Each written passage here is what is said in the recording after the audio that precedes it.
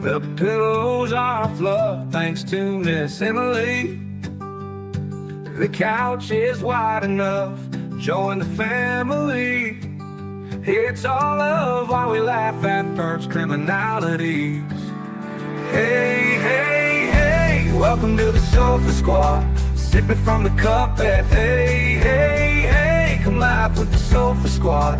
Can't roll my damn eyes hard enough. Oh, please, the puppies need me. Ooh, oh, please, my body is rejecting none of that fancy credential stuff. I'm just here for the cringe binge.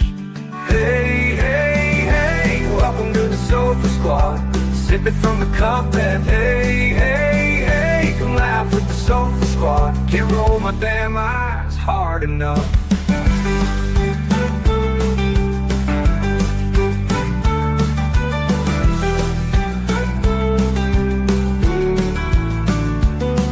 Oh, please, the puppies need me. Oh, please, my body is rejecting none of that fancy credentialed stuff. I'm just here for the cringe binge. Hey, hey, hey, welcome to the Sofa Squad. Sipping from the cup that hey, hey, hey. Come laugh with the Sofa Squad. Can't roll my damn eyes hard enough.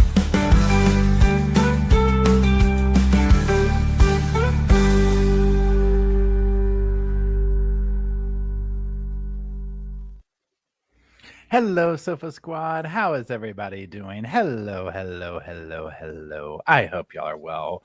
Long time no see. Hello, Miss Emily. I hope you're feeling as well as possible today. Hello, Tux. Thank you for all the ones in the comment section. West Point daughter, if you are still listening, I hate to hear that you got such an injury, and I hope that you are doing as well as possible. And hello, Tori. How are you? Hold on. We already got action. Hold on. Please hold. Everybody, hold on now. Good Lord Almighty. We can't even get started here. Hold on now. Okay, let's do this. Hold on. Okay, so maybe I lied. Maybe they were doing a volume thing. So I have it on Law and Crime right now because obviously they have the thing up and Court TV just has their generic thing up there. So if you're new to everything, we are watching Donna Adelson sentencing today. The victim in this case is Dan Markel. She has been convicted, rightfully so, in my opinion, of orchestrating his murder. And she is very dramatic. Hold on. And she's very dramatic, just like me. She might actually be a little more dramatic than me. Okay. Maybe about 10 years ago, I could have matched her, but I'm just saying. So yeah, we're going to see what happens. The big thing is she going to speak? Is she going to do this? Is she going to do that? I don't know. Right. I feel like if she was going to talk, this might be because she wanted to talk. And this is just my opinion. I don't have confirmation of this. She wanted to get there and talk her way out of this. And that her lawyers, Tom Petty was like, no, we can't be doing all that. So I feel like it would be a happy medium for her to talk here, right?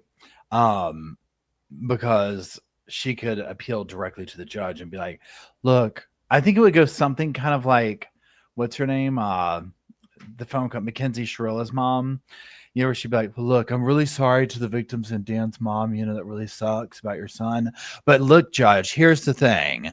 You see what I'm saying? Like, I think it would go literally like that. Now, also, I just started listening, and I'm going to do some post on the member side stuff so we can organize this now that things are calming down. We do the book club for the members and the Patreon stuff, whatever. So I just started listening to Dan Markel's mother's book. Okay. And I think it's really good so far. Now, when I say just started, I'm talking legit just started. And I'm talking when I say, well, I did say listening. I'm listening to it on audio or whatever that's called. And it goes, well, I won't go into it here, but it's good so far. So I'm thinking that's going to be the next one we read or listen to, however you do it. And I'll do a post and whatnot of it. So there's that. Now, I also did a post on this channel in the main, whatever you call it, where you do the post. And asking like what cases everybody wants to kind of talk about. So here's the fork in the road that we're at.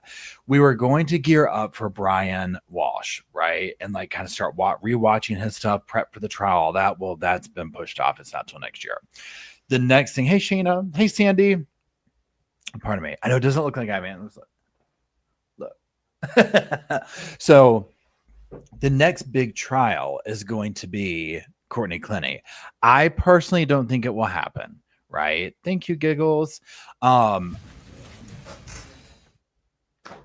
never mind. Sorry, they were messing with us again. Do y'all hear that when they do it? So, Kristen, if you're a member on this channel, the main channel, or a Patreon member, it's that. And literally all I do is do a live chat once a month and we talk about it. Do y'all hear that? Is it just me? Am I doing like some Ed Gain stuff in here? I'm like, did y'all hear that? I heard it. I think they're testing the volume.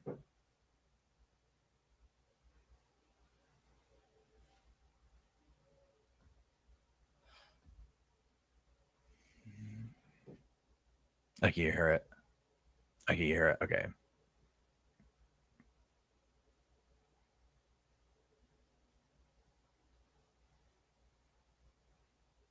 Okay, hold on. Melissa says adopt. I can't say that word, but I know what you're talking about. Preacher boys. I don't know what kind of channel is this. Let's just go. See, somebody, y'all help me out here. I can't remember. Oh, True Crime Matrix. They did like a lip reading for me, if that makes sense. And he found this dude. I think, help me out, y'all. Hey, Christina, thanks for joining us here. It was, if y'all watch, you know, what I'm talking about, I felt like it was a mechanic. And he really did look, I mean, I was like, he did look like me. And so they had the mechanic doing his video, but it was my voice. Y'all, it matched up so good. It matched up so good. It was so funny. Okay, hold on. What am I doing? Oh, yeah. Okay. Sorry. Okay. They need to settle down with all that. They need to settle down with all that. Harvey's coming in the where'd you go? Courtney says, you know, Harvey moved on already. Honey, Harvey's coming in there with a new lady. Okay. Oh wait. Oh my God. Jackie's here. I was in line first night. Same red glasses. I'm directly across. Y'all, Jackie is there. Okay. She can't hear us though. So hold on.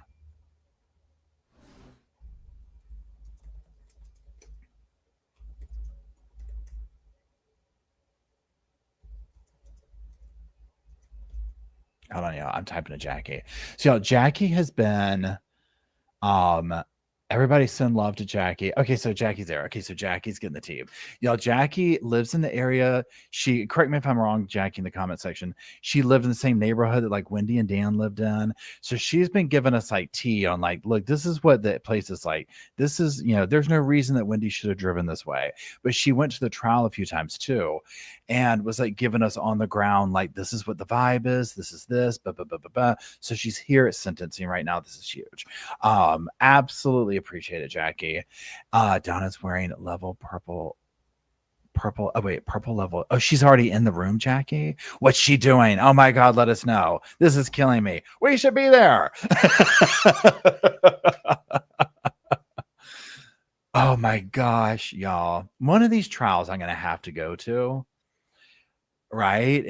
But it's so it's just it's complicated to go. But even if it's for like a day or two, because you get so much, you know, number one, to be able to sit there and see, it's just like this, like going to crime con and meeting like Larry and Kay Woodcock and people like that. It's just, it's a whole different thing when you're seeing the victim, not the victims, but sometimes they're not there, but you know what I'm saying, the peripheral victims, the family members, the survivors, stuff like that. And then also obviously the defendant, to get the energy out of them. Please hold.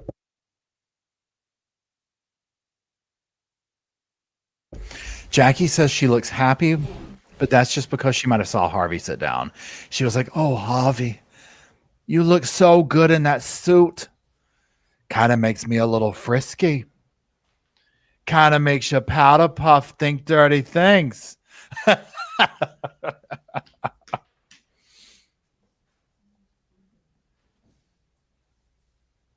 Yeah, Jackie, does Harvey have a young lady on his arm? Has he moved on?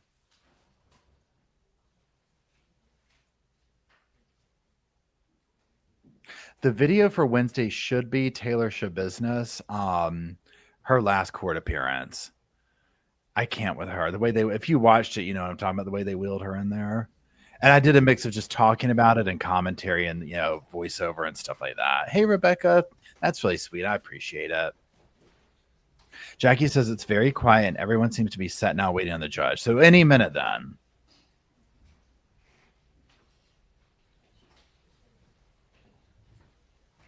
I know, right? Donna might stick with us. Y'all, it's going to be loud. Yeah, Jackie, how many friends and family are there for Donna? Can you tell? And is Wendy any sign of Wendy? She's moved on. She's probably getting her nails done.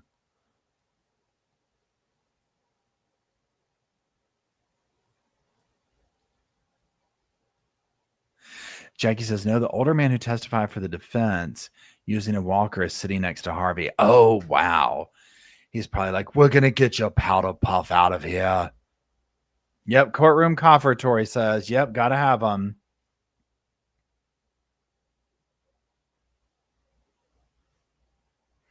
I so desperately want to go up north, like Massachusetts, Boston, New Hampshire, all that. It's like a very romanticized place in my mind. Hold on, I'm going to sneeze.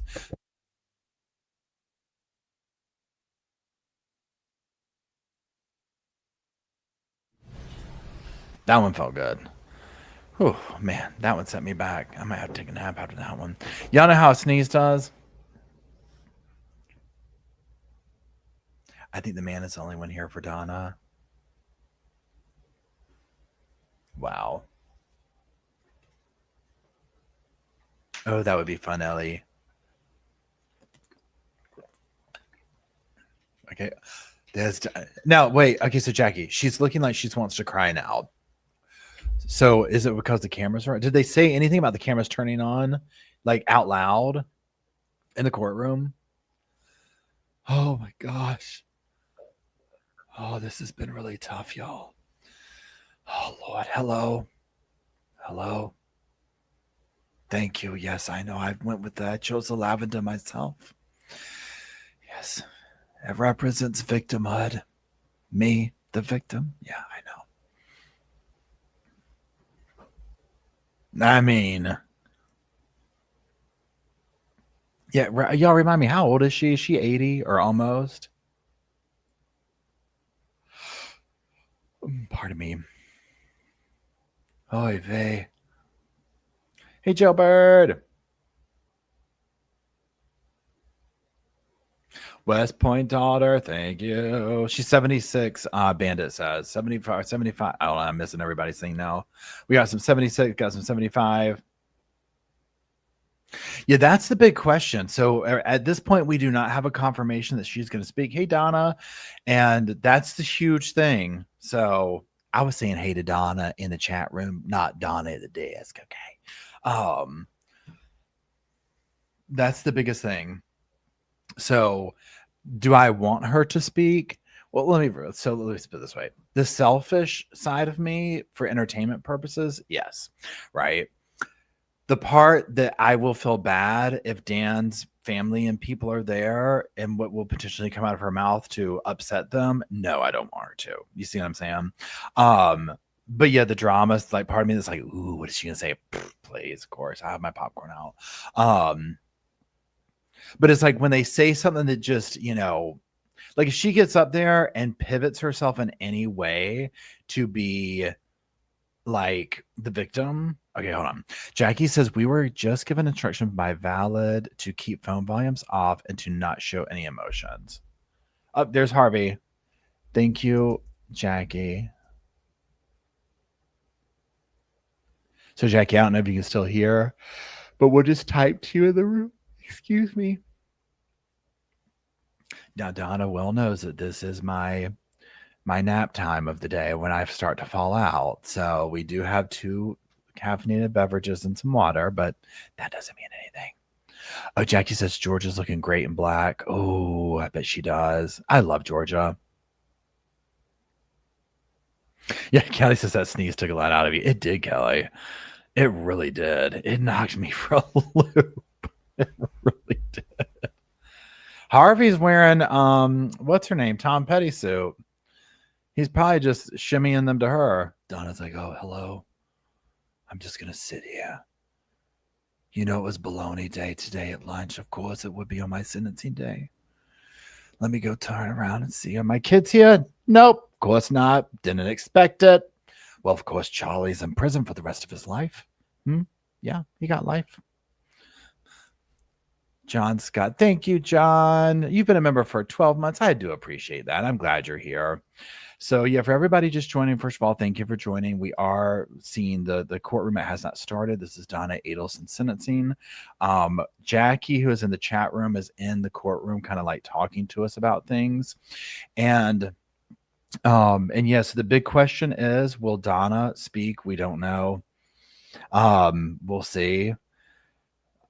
The paralegal was smirking at something. Okay, yeah. So we're going to see. If she speaks, very curious what she has to say.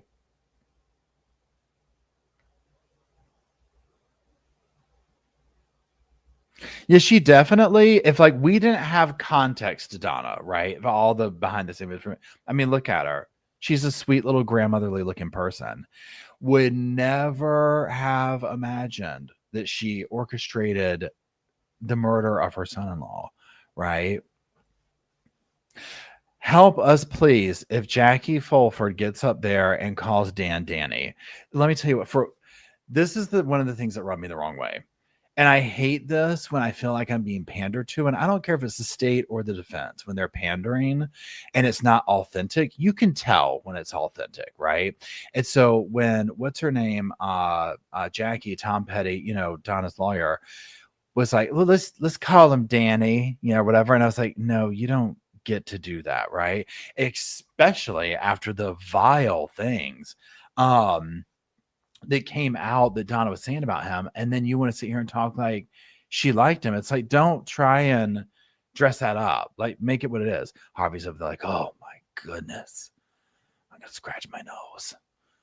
Oh man, one of my new girlfriends keeping the car. All right, here we go. I'm gonna maximize it and minimize myself, y'all. Everyone, you can see that.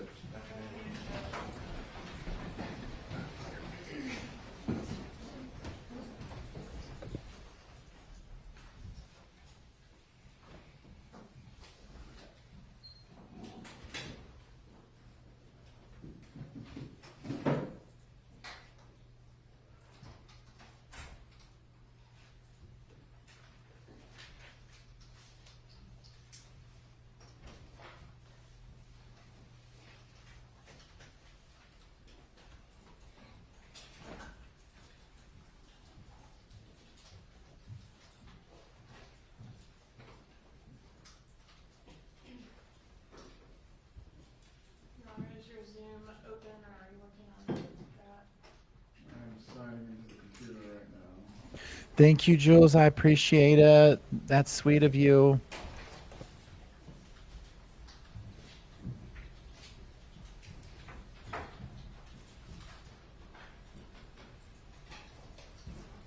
She ain't happy. She's angry. She is mad, y'all. Look at that stare. Hey, Alley Cat.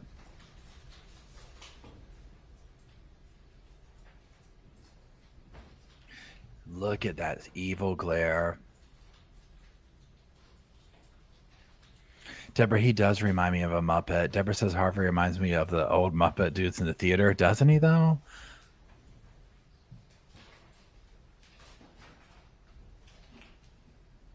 Trust me, she might be a grandmotherly looking, but trust me, she's plotting and scheming in her mind right now.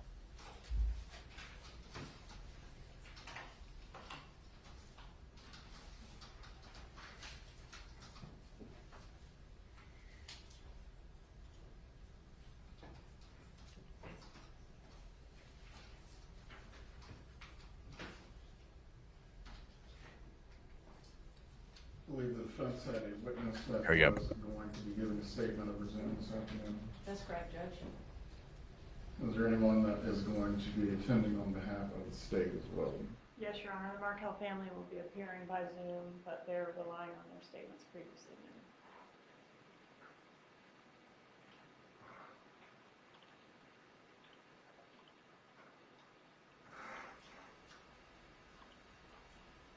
I'm nervous.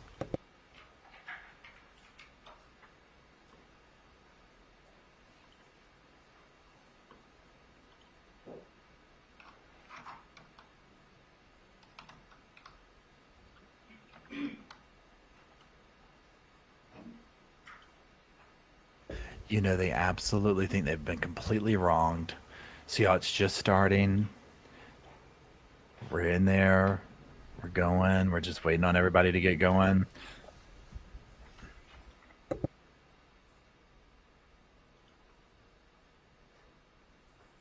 The man next to Harvey testified during the trial. I believe he was their friend who was like, she wouldn't hurt a fly.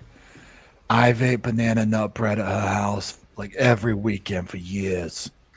She didn't do this. She didn't do it.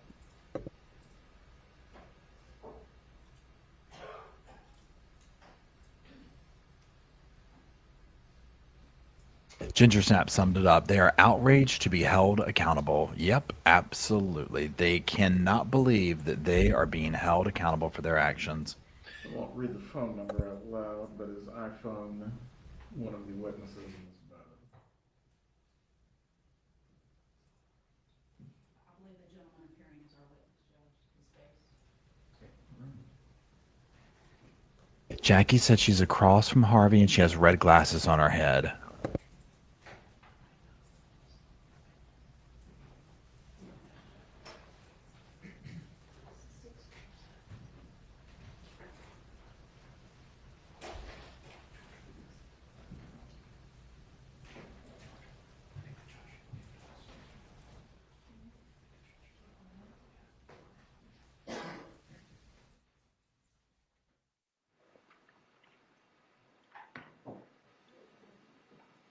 Judge, the 647 number belongs to Ms.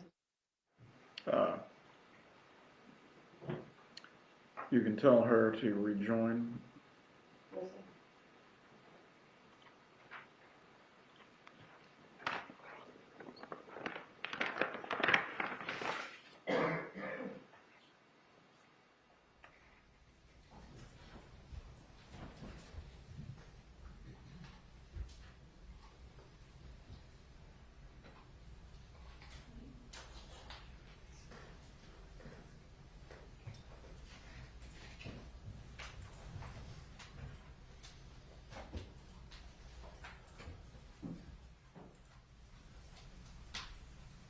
Everyone on the Zoom can keep themselves on mute until it is time for you to speak, please. We're here this afternoon for final disposition and sentencing in case number 2023 CF 3226, State versus Donna Adelson. Parties can make their appearances. Georgia Kappelman for the state. Joshua Zahn for the defense. Jackie Colford on behalf of Mrs. Adelson. Have the parties received their copies of the pre-sentence investigation report? Yes, Your Honor. Yes, Judge. Are there any objections that either party wishes to make to the pre-sentence investigation report? No, sir. There are corrections that would need to be made, Judge. What are the corrections? Would you like me to stand here at the length? It's in there. On page 1, they have the date of arrest as November 20th, 2023. And she was actually arrested on November the 13th of 2023. I will notate the, Ms. Kappelman, is there any No, sir. challenge to those? No, sir. I will notate the copy then that will be filed with the clerk as November 13th of 2023. Go ahead. On page number 5, there are several. The first place, near the top, it says wage salary, and this was supposed to be her current employment that she had, and it said $1,000. She did not have employment where she made $1,000. She was not receiving any salaried income, so that should be 0. Ms. Kappelman, do you wish to be heard concerning those? No, Your Honor. So again, I will notate the wage salary as $0.00. Thank you, Judge. The next, underneath there, it says the number of jobs in the past 2 years, 1. She has had no jobs. She's been employed the majority of the 2 years. Which part of page 5 are you referring to? Well, that's on page 5, right underneath the wage. So no jobs, no employment. Correct, that should be 0. Ms. Kappelman, do you wish to be heard? No, sir. Notate that there has not been any employment or 0. Go ahead. Thank you, Judge. Directly under there, it says months unemployed in the past 2 years, 0, and she's been unemployed for 2 years. Well, No objection. so you're asking for that to be 24 months. Correct. Go ahead. There are 2 typographical errors in the remarks section. The second line from the top under remarks says history, comma, she. I believe that's supposed to say the defendant. Give me one moment, I'm finding it.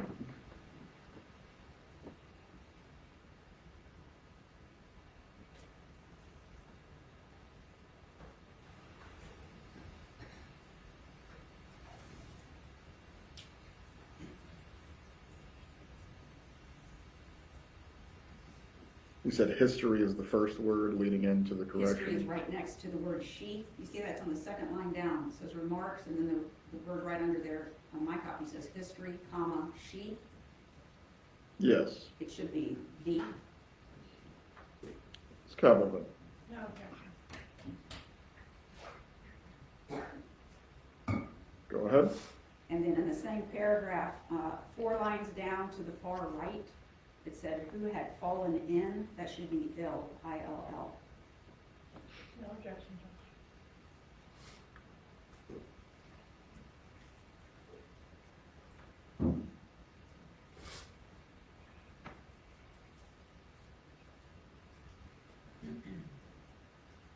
Go ahead, Ms. Wolford. Yes, sir. Going down under the financial status to where it says estimated total debts, in the second line, it says a second mortgage was taken out to pay for their home. That should say legal expenses, not home. No objection.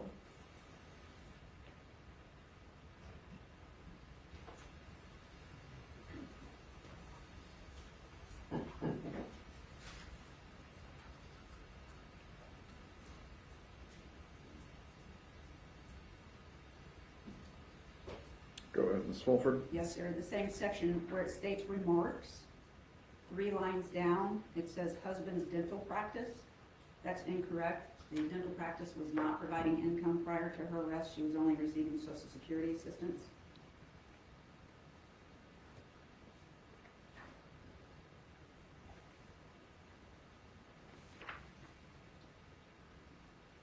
You're just asking husband's dental practice to be scratched through. That's correct. The only income was, they listed Social Security, but they listed both. No objection. Well, anything else? On page 7, Your Honor, about halfway down the page, it has the remarks section.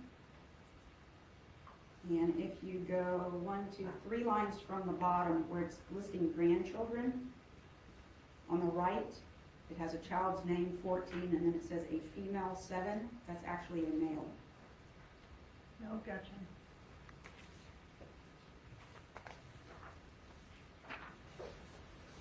Right. Any other objections? Not from the defense. The court has reviewed the PSI report. And at this time, I will direct the clerk to file it as a part of the record. Ms. Kappelman, do you have any other witnesses or evidence that you wish to present as a part of your presentation today? I have some documentation regarding cost of prosecution, Judge. Would you like that at this time? Yes. The state has put together a summary page and a thumb drive. We are requesting $723,123.68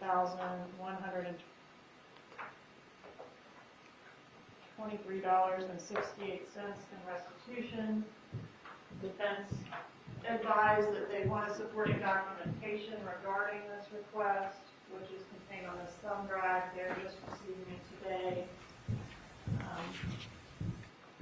So have not had an opportunity to review it. I think at this time, the parties are in agreement to ask Your Honor to order cost of prosecution and reserve regarding the amount, and we'll see if we can reach an agreement regarding the amount. Very well. So that's one item that's in dispute for today. Another issue, Judge, is the score sheet. I've prepared 2 score sheets. May I approach again? You may. First includes death points, bringing the lowest permissible prison sentence in months to 172.5. The second does not include the death points, bringing the lowest permissible prison sentence in months to 82.5. Brought to my attention yesterday that the defense objects to the inclusion of the death points. The limited research that I've had an opportunity to do suggests that they should be included if the death was a direct result of the crime. I believe it was. The defense wants to argue otherwise, so whichever score sheet Your Honor chooses to go with, they're provided there for you.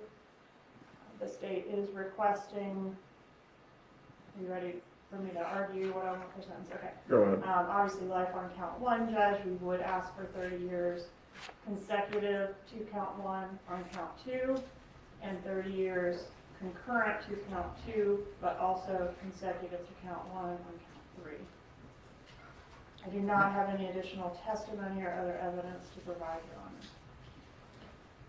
I've had this issue of the death points being attached to the non-homicide offenses come up in other cases.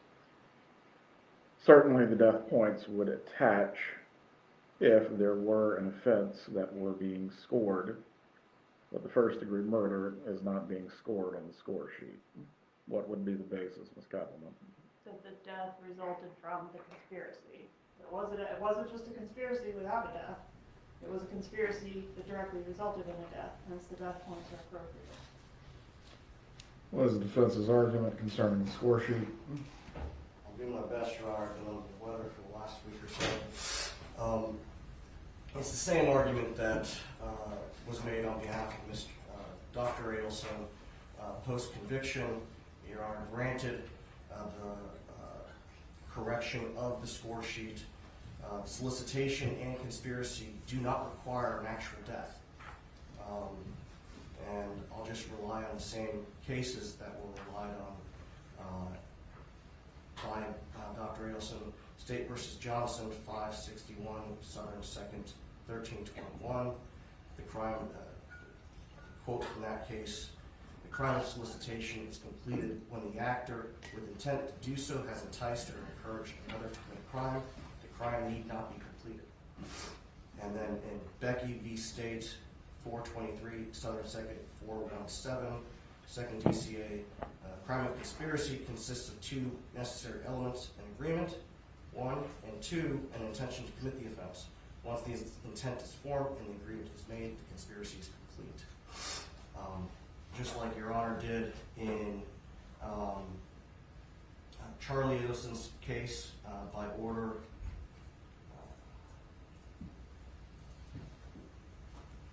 that was not opposed by the Attorney General's office.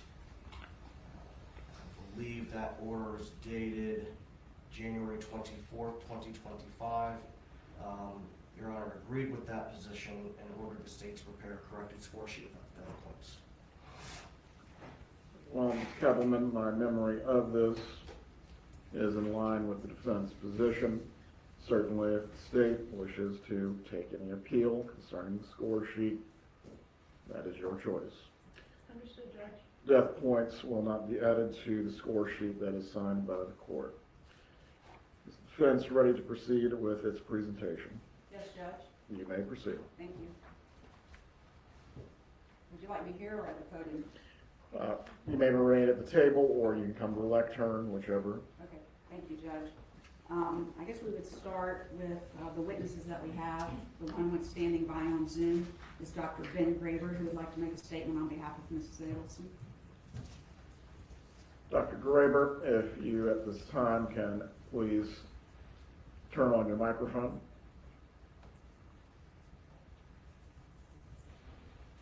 Here we go Please with raise your right this. hand, sir. Dr. Graber, if you can raise your right hand to be sworn. Do you swear or affirm the testimony you're going to provide today will be the truth?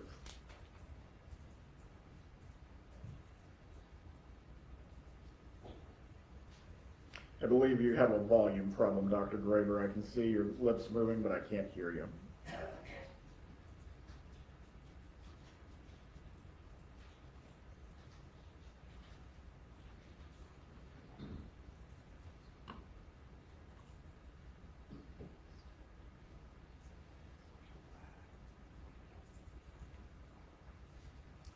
I guess just so I can test that we do have proper audio, Dr. Graber, before you get started, Mr. Markel, if you can turn on your microphone and say 1, 2, 3 for me so I can test this audio.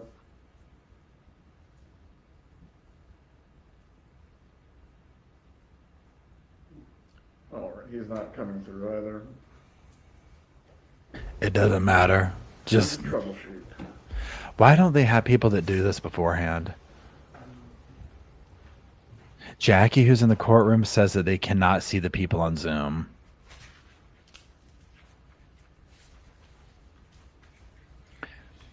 Donna's like, you can't hire any good help these days. Donna says, I could do this myself. I actually wrote a little bit of a speech. Give me the microphone. Dr. Graber, if you can say 1, 2, 3 while I test this equipment.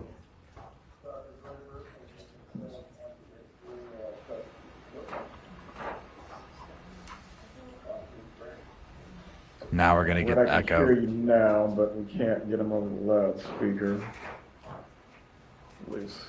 Donna says, this is so annoying. Someone must switch the audio settings. Donna says, give it to me. I'll do it. The cop's like, come on, Judge. I got a PlayStation. My mic's fine. It's the witnesses need to be heard.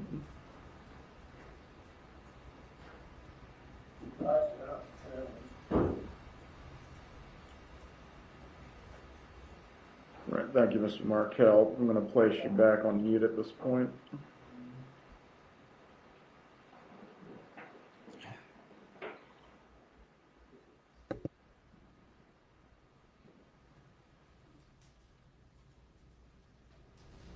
Right, Dr. Graber, try to talk for me one more time. 1, 2, 3.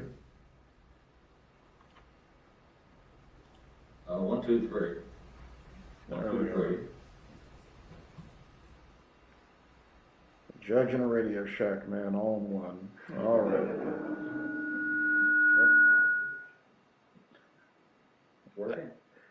It is. Let me swear you in again, sir. Please raise your right hand. Do you swear or affirm the testimony you will give today will be the truth? I do. You can lower your head. If you're examining the witness, or is he reading a statement? He's gonna present a statement, Judge. Dr. Graber, you may proceed at this time. Thank you, Your Honor. I appreciate the opportunity to come and speak on behalf of Donna Adelson. If I can, let me just brief description of who I am, my background. I've been a friend of the Adelson family since 1979.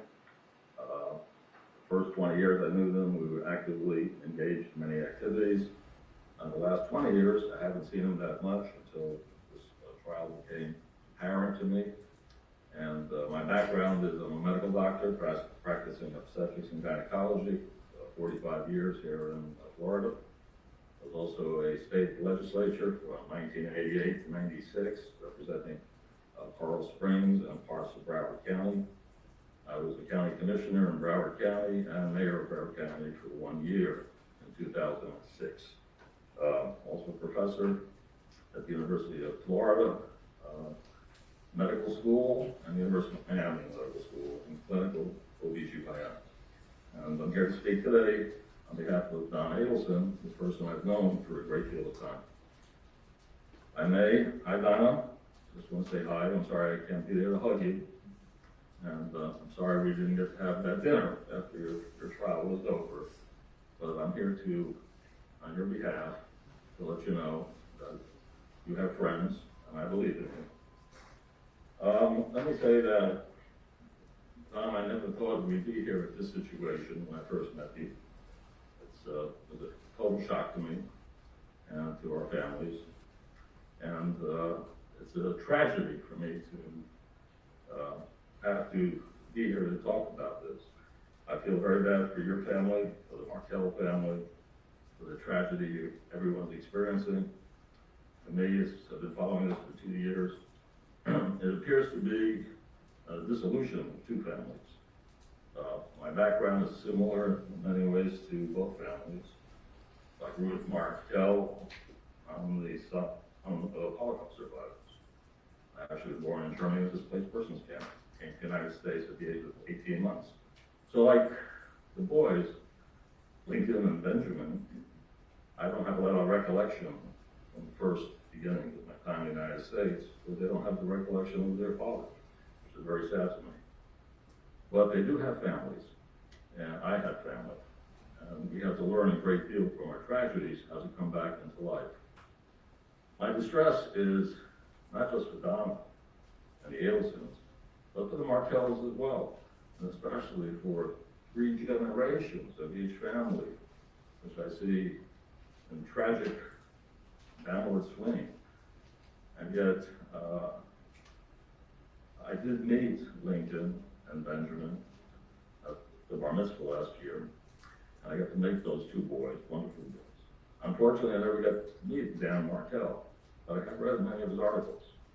Very impressive, very brilliant, very talented man who makes some very good points about the law and about compassion in the law, which he felt could be improved. And I agree with that. So part of what I'd like to say today is basically that I do believe that Donna is a victim of not just circumstance, but has been actively exploited by parties involved in this case. I believe she was exploited by her son. Knowing Donna, who was the youngest child in her family, knowing her mother, and how close she was with her mother, and understanding their love and need for family, it makes no sense to me that she would pursue an activity that would destroy 2 families like it has. However, having known her son and some of his issues, I believe Donna, in her own naive way, trying to be a loving mother, is subdued by guilt, by silence, by denial, and perhaps even active exploitation, and used for activities she had no part of. So I believe she's innocent on all 3 counts, even though she was found guilty on all 3 counts. Part of my understanding is also that the victims here are both families, and to watch the hate and distress and the vengeance I see is a terrible thing to look at. As Holocaust survivors, you think we would understand that how damaging it is to families. I would have to say, my background, I grew up in the Bronx, went to the public school system. I actually was at Queens College when Donna was there, but I didn't know her. She graduated a year after I did. My wife Sandy graduated from Queens College as well. When we got to Coral Springs, we met up after being there a while, new young families, professionals trying to build a life, having children, building the community, which we did. So to see this situation occur, to me, is devastating in many aspects. As a legislator, I can tell you that we see things in the law. Even though I'm a doctor and I was chairman of healthcare, I was a Democrat, majority leader, and I sat on the Judiciary Committee for 2 years and understood the laws. Even wrote some of the sentencing guidelines and participated in passing them at that time. And what I learned over the years is that I had the privilege of passing many laws, because I was a leader and was able to work both sides. And so many of my laws exist in the books. I get calls from judges periodically asking me about the intent of the law, and I wrote it because they have a case, and it's come down to what did you intend to happen from this law? And they would ask my opinion, and they would use that information. So I'd like to look a little bit about the intent of the judicial guidelines for sentencing. I think the life without parole is a very harsh sentence. And that was not the intent, was to punish domestic cases with that, but to hit drug dealers and organized crime and dangers to the public. But I think it's been switched over to be used in conspiracy theories against the average citizen, which is not the intent of the law, in my opinion. Second of all, I think that it's unfortunate that this case has gone into so many new victims. I mean, we've already, you have 4 victims who have been found guilty of murder. 2 have committed the murder, maybe 1. The others are conspiracy theories. And I would believe that I would suggest that needs to be reviewed by the legislature. That's my opinion. Now, in this case, Dr. Graber, before you continue, is this being offered as character? Because he is not an expert on the law. It's character, Judge. Very well. You may continue, Doctor. Yes, that's my opinion from my background. It's not, I'm not giving a professional opinion. I'm giving my personal opinion from experience. What I'm asking the court today is, to me, the court, the judicial system, the power of the judicial system is in the judge. And it is the judge who is the presenter of a safety net for the public. To show some compassion when the cold written law, with every box checked off, shows no compassion, where does the compassion come from? It should come from the judge, it should come from the jury. And I think that maybe that's something we have to consider. So at this point, what I'm saying is that I believe Donna Adelson is a 5-star mother, did everything she could do for her kids, for her family, for her community. She has no bad intentions. She's not a leader, she's a baby in her family. She's always been the follower. Yes, she makes noise and she complains, but that's not her behavior. This is not her profile. So I understand that nothing can be changed, but I want to put on record that I believe she is innocent of these 3 counts, and we believe her. With that, I would have to say, sometimes bad things happen to good people, and I think this is one of those cases, and it's unfortunate. For the families, I would ask, beg them, think about the 2 boys. Dad is not here, but a piece of him is here, and those 2 boys. And their future, they're both teenagers now, their future depends a lot on what's going on here, and how they're going to be perceived in the future, and how they will interpret the future based on this. So I think it's time for some compassion, some understanding, some forgiving. Perhaps it's time to take a step back and let everyone heal from this process. With that, I say to you, Donna, Daniel and I love you, we support you and the family, and we hope for you the best. God bless you. And Your Honor, thank you for letting me speak. Defense have an examination for the witness. No, Judge. Does the state have an examination for the witness? No, sir. Dr. Graber, you can remain on the Zoom. I would just ask you to mute yourself at this point. Thank you. Defense have any other witnesses to present or evidence? Yes, Judge. We have Rick Chagrin, who's present, who would like to make a brief statement.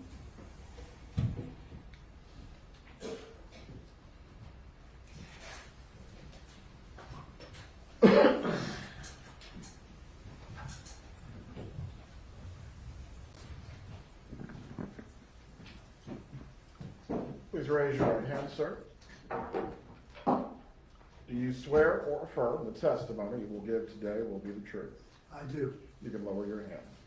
You may direct the witness or you may give a statement. If you could state your full name, please. My name is Richard Gordon Chagrin. And have you prepared a statement here today? Yes, I have. Okay, you can do that to the court at this time. This is on behalf of myself and my wife Susan Botman, an attorney at law. We have known Donna Adelson for over 35 years. She's been a dear friend and travel companion, and we are still in shock of her current circumstances. We know her to be a loving parent, wife, and grandparent. We stand behind her claim of innocence. We feel the trial was held in the county where there's been a lot of bad and inaccurate negative publicity, therefore not allowing a fair trial. We contend if a change of venue was granted, she would have been found not guilty. We are hopeful she will be relocated to South Florida, where she can pursue all legal remedies available. Thank you very much for your consideration. These are character statements or quibbling about the evidence and the rulings? These character, Judge, they're here to talk about their friendship and time. Thank you.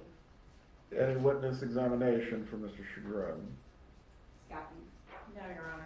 You may be seated. Any other witnesses? We did provide to the court, if you received your copy, Judge, some very short letters that were written as character support on behalf of Mrs. Adelson, if I may go through those at this time. Go ahead. Thank you. The first letter that was submitted to the court was by Annie Cunningham and Ronald Gutterson, who testified at trial. They say, "We are writing this letter to restate our knowledge and feelings regarding Donna Adelson. We have known Donna since 2009 and consider her to be our dearest friend. Donna is a kind, caring, loving person. She was always concerned with the welfare of others. She is not the monster portrayed by the media. Donna is incapable of threatening or harming anyone. Donna is almost 76 years old and in frail health after almost 2 years of incarceration. We will always believe her to be innocent and ask the court to take these factors into consideration when deciding Donna's sentence." Next, we submitted to the court was one of her longtime friends, Ruth Rosenberg, who wrote, "I immigrated to the USA from Israel when I was 1 month shy of 12. I lived in Israel in a town of 5,000 inhabitants where my family knew almost everyone and came to New York City, Queens, with a population of close to 8 million residents. To say it was a culture shock is an understatement. I didn't speak any English and physically looked like an underdeveloped child in comparison to the American girls my age. I entered the 7th grade in September, not knowing any English, the, quote, stranger in school. For several months, I sat by myself at lunchtime in the cafeteria, staring at the next table, where Donna and a group of her friends were conversing, laughing, and having a nice time. One day, Donna walked over to my table and asked me if I would like to join them, and of course I said yes, please. That kind gesture started a 62-plus year friendship. She invited me to her house to meet her family, and over time we became like sisters. I can recall several instances where Donna helped me obtain a job so I can help my parents financially. She introduced me to a family in a bungalow colony in the Catskills who needed a mother's helper for their daughters in the summer of '66. The money I earned helped my parents pay for the closing costs on their house. The following summer, she got me a job as a counselor at Camp Allegra in the Berkshires. When I had to decide on a career path, I consulted with Harvey and Donna about applying to dental school as my college advisor had recommended. Later that year, I was chosen to be the maid of honor at their wedding. We remained close friends throughout the years, even though we lived more than 1,000 miles apart. Our families visited each other periodically, making sure that our children and grandchildren got to know each other. We attended life cycle events of our children, bat and bar mitzvahs, weddings, special birthdays, etc., and now our grandchildren's. Donna has always been a kind-hearted, generous, loving, and caring. She is one of my best friends, and I will forever remember and appreciate how she helped me with English while I helped her with math in Parsons Junior High School, and remained loyal through these 62-plus years. The situation she is in today is unimaginable to me. That is not the person I know and love." We also submitted a letter from Ron Ellis to the court. "My name is Ron Ellis, and I have had the privilege of knowing Donna Adelson for more than 30 years. I am writing to you in hope of offering some perspective on the woman I have come to know so well over the course of our long friendship. Donna has been a steady and caring presence in my life. When my stepson passed away 11 years ago at the age of 34, Donna was there for me in ways I will never forget. She sat with me in my grief, listened when I needed to talk, and offered comfort when I felt overwhelmed. That kindness and empathy is the Donna I know. Someone who shows up for her friends and offers strength in their darkest moments. Over the years, I have seen Donna's compassion extend beyond just me. She has been a devoted mother, a loyal friend, and someone who consistently tried to bring warmth and generosity to those around her. I understand fully the gravity of the situation before the court, but I hope that when you consider Donna's sentence, you will also weigh the years of kindness, care, and humanity she has shown to others. I believe that Donna still has the ability to contribute positively, even under these circumstances, and that she is capable of reflection and growth. I respectfully ask that you take these qualities into account when you make your decision. Thank you for your time and consideration. Respectfully, Ron Ellis. And then a brief letter from Marion and Tim Schaffman.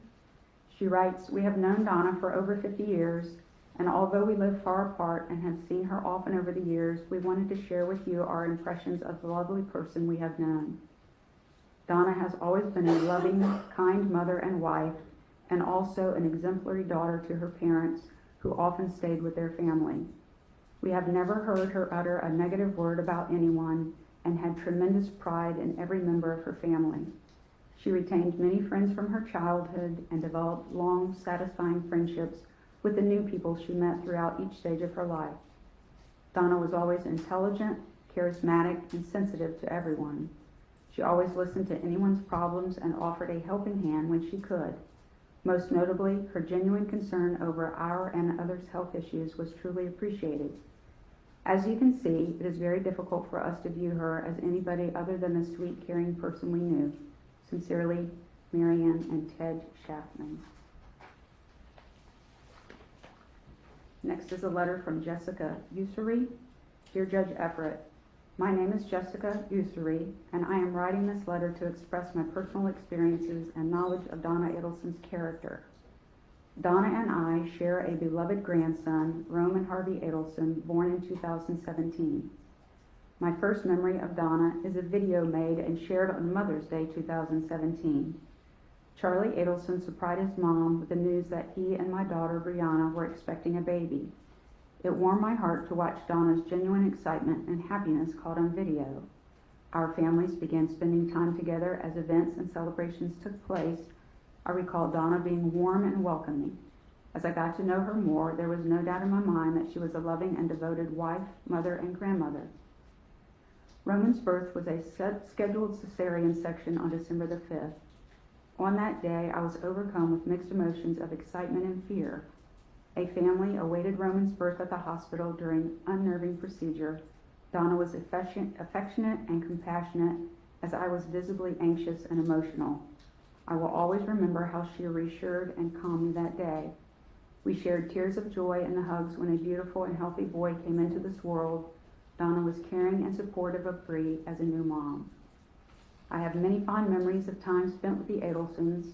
Although Charlie and Bree were no longer a couple beyond Roman's first year, we all remained close. Donna has been kind, thoughtful, loving, and generous. Thank you sincerely for taking the time to read the letter, Jessica Ussery." And then a short letter to whom it may concern. "I've worked at Adelson Institute for Aesthetic and Implant Dentistry from October 3rd, 2011 to September of 2022. During my time of working there, I had the opportunity to experience the beautiful person that Donna Adelson is. Through my time of working often side by side with her, I've witnessed her grace and ability to diffuse upset patients. She is incredible with having compassion for others and is truly one of the sweetest people I know. She's so supportive and understanding when it comes to her employees. When an elderly person comes in as a patient, she always made sure they had assistance, whether needing help filling out forms or even opening the reception door for them. She always jumped at the opportunity to be kind and helpful. I witnessed this and I know it was sincere. I still use what I've learned from her and apply it while I'm at work every day. I recognize the gravity of the situation and understand the seriousness of the legal process, but I respectfully ask that you consider the positive qualities that define her. Sincerely, Erica Johnson." And then the last letter that we submitted from was Attorney Gary Cohn. He said, My name is Gary Cohen. I've been a member in good standing at the Florida Bar since 1980. I have known Donna and Harvey Adelson as personal friends and personal counsel for almost 40 years. Harvey was also my dentist for most of those years. I have been in the Adelson house, and they have been in mine numerous times over the years since their children were little ones.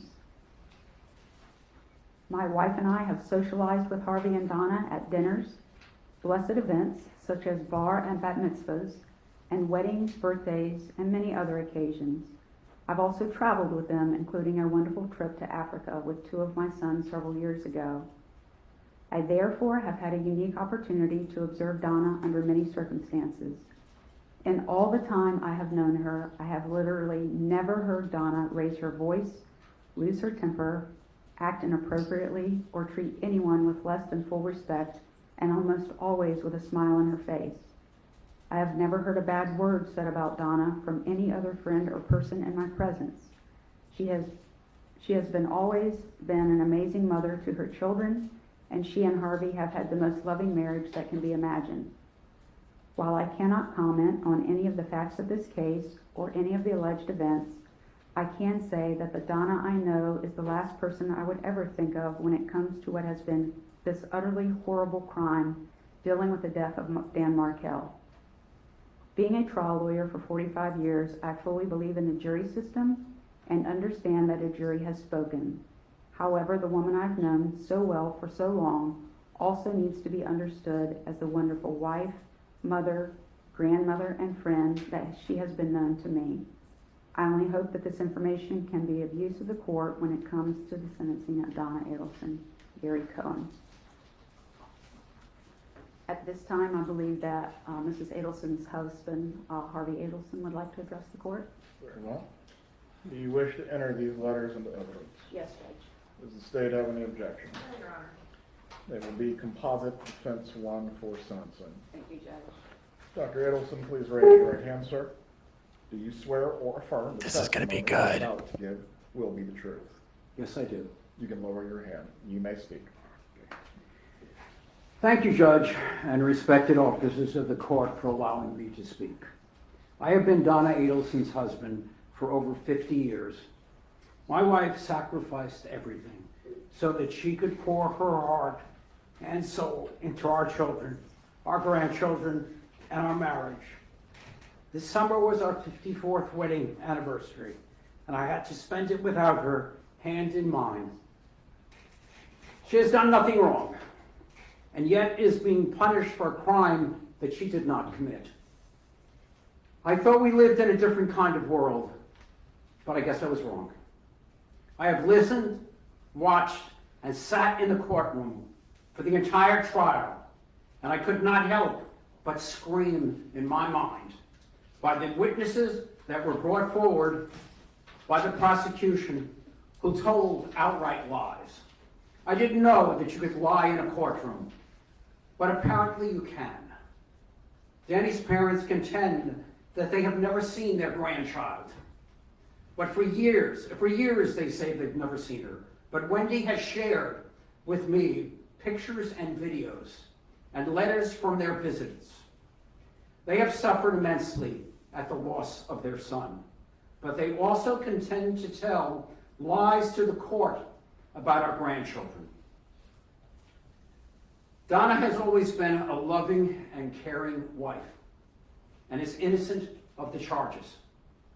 A biased judge and jury were influenced by years of one-sided news pieces and Before social you continue, media. Doctor, Ms. Fulford, this has nothing to do with the character of the defendant or relates to sentencing. May I just one moment, please? Go ahead. I am disgusted. This is ridiculous. I cannot believe. Well, no, you know what? I can't believe this. I can't believe this. This is ridiculous. And his tone. This tells you everything you need to know about these people. Everything you need to know. And this is why they're going to keep her behind bars. She's a threat to society. The fact that he's gaslighting the Markels. Throw him in jail. Go on, lock him up. Take her out back.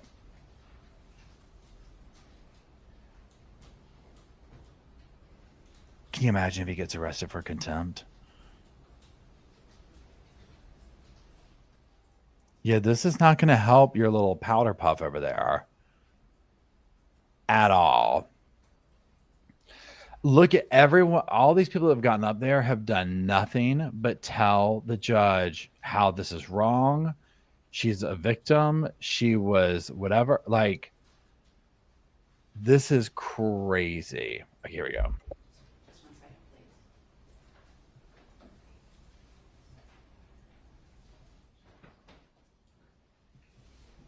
All right, thank you for letting me continue. Donna did not participate in the heinous acts that she was convicted of doing. You are sending an innocent woman to prison. You have taken my wife, and you have taken my life as well. And for what? This is not justice. It is vengeance, and it is wrong. You have They- an examination for Dr. Adelson. No, Your Honor. They got vengeance on Any Dan. witness statements that you wish to give? I don't believe so, just one second. Yeah, let's wrap it up over there, Tom Petty. We've seen enough of this show.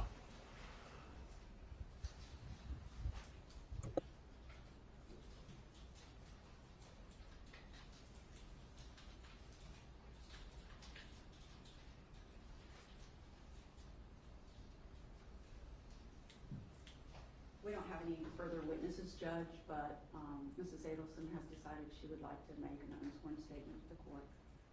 Unsworn? Yes, Judge. Screaming right now, y'all. Screaming. All of the witnesses will be sworn this afternoon if you wish to speak. Judge, case law indicates, confirms that the defendant has the right to make an unsworn statement prior to sentencing.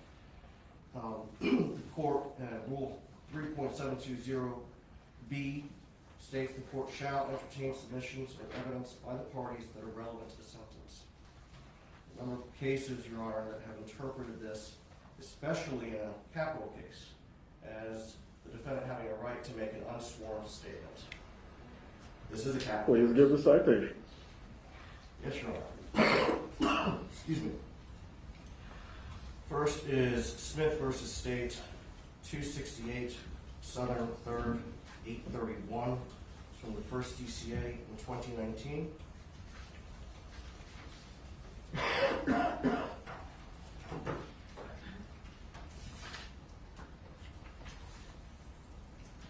You want me to continue, Your Honor? Give me one moment. Yes, sir. Bringing up my Westlaw.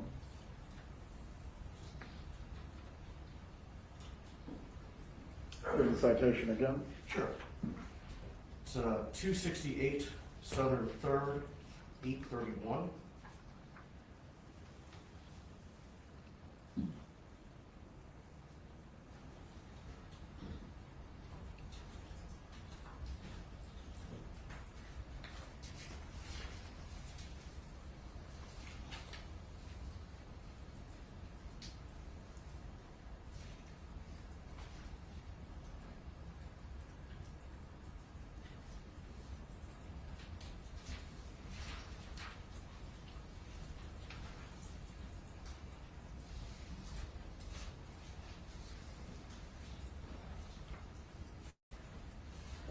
I mean, they're going through their magic papers looking for an answer.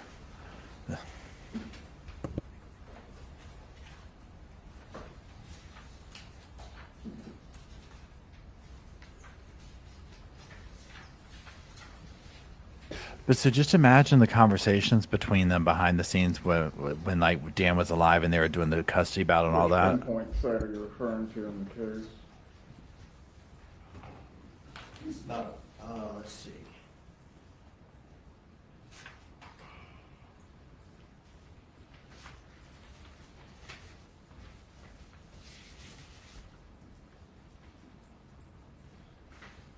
So, Your Honor, I'm going to give you this one. It's Hill versus State, 246, Southern 3rd, 392. It's from the 4th District Court of Appeal. One moment. Yes, sir. 246 Southern 3rd, what's the last part? 392.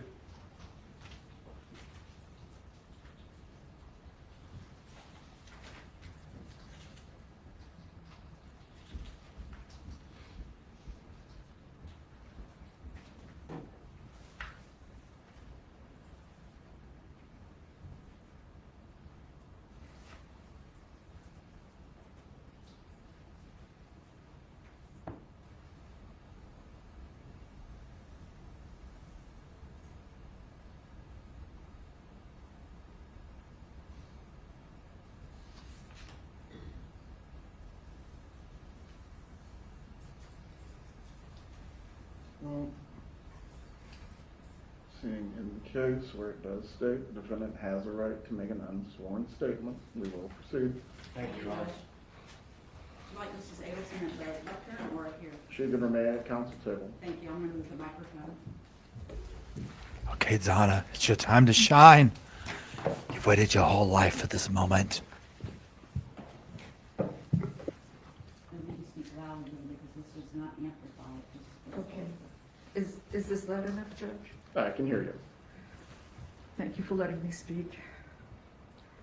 My son-in-law, Dan Markel, was a fine and decent man. He was well-educated and passionate about his career.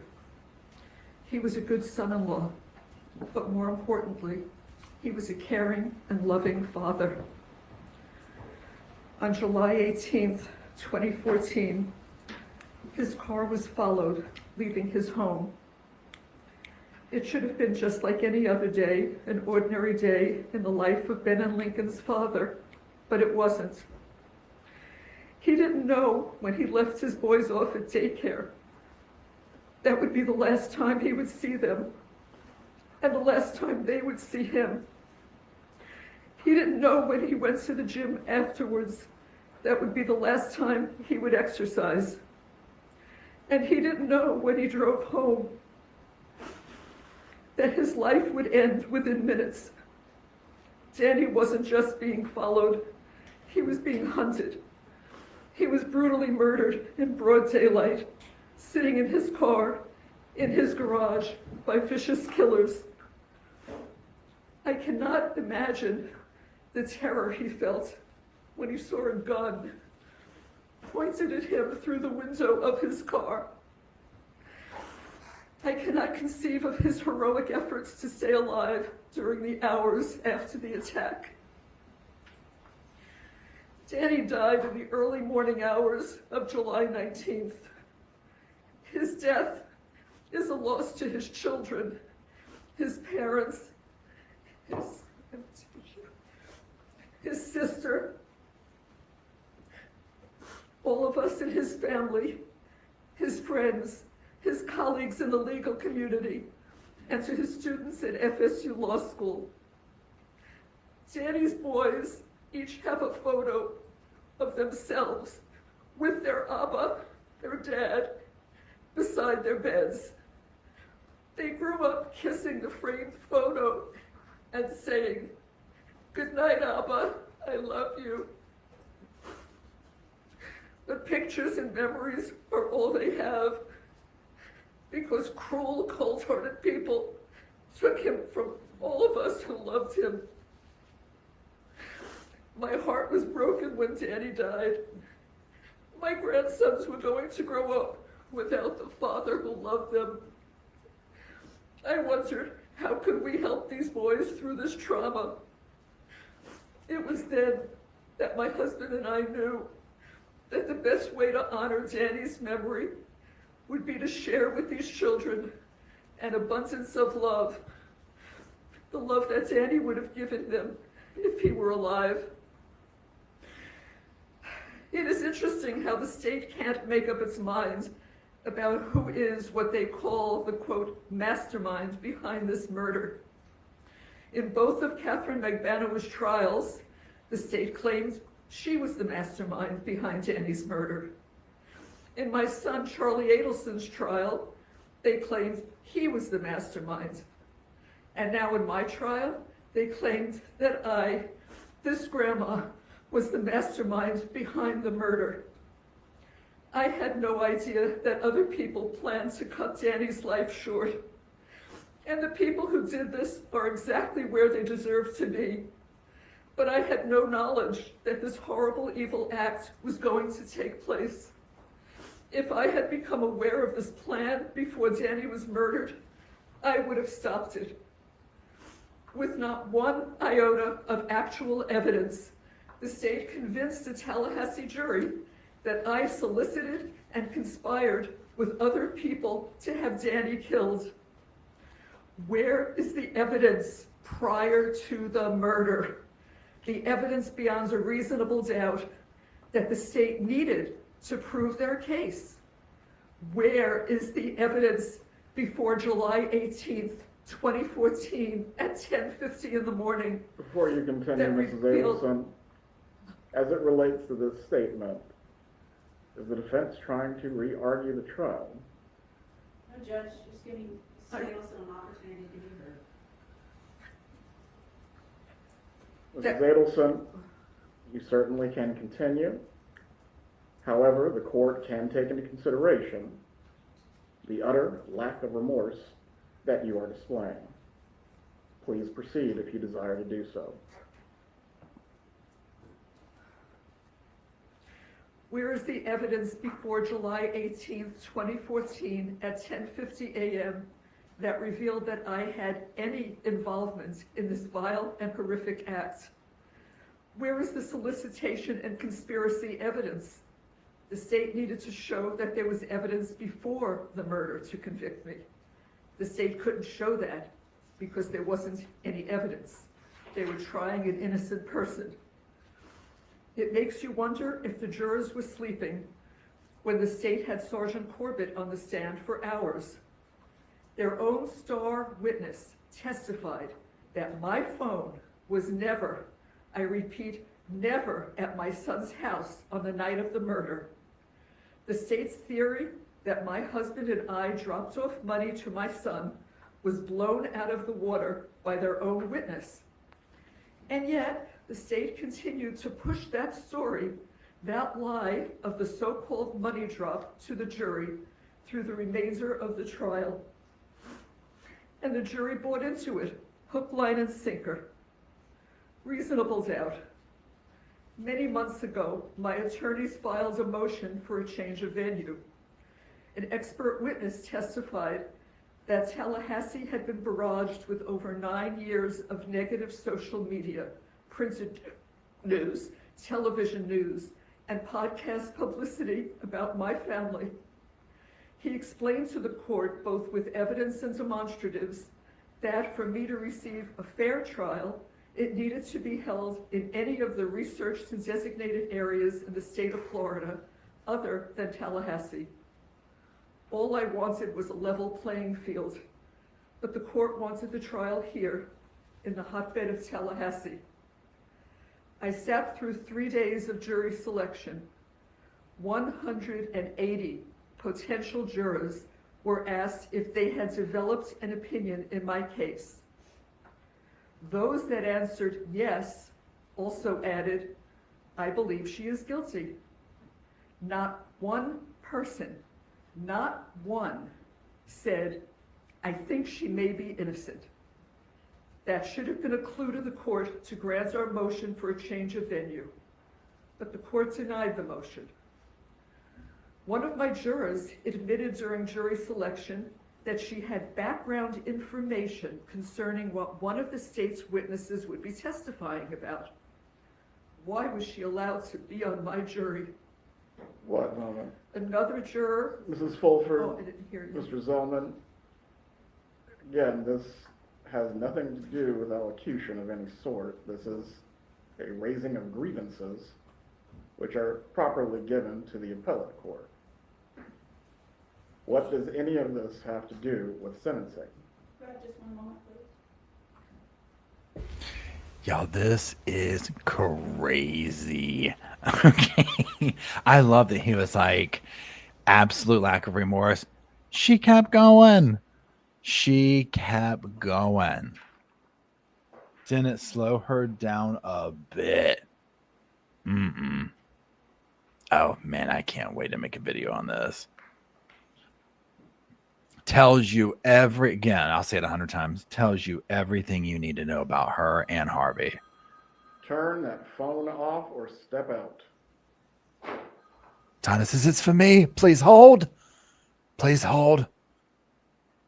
Currently eating and leaving no crumbs. Currently walking myself to the gavels. There was no death penalty. Now I got a death penalty.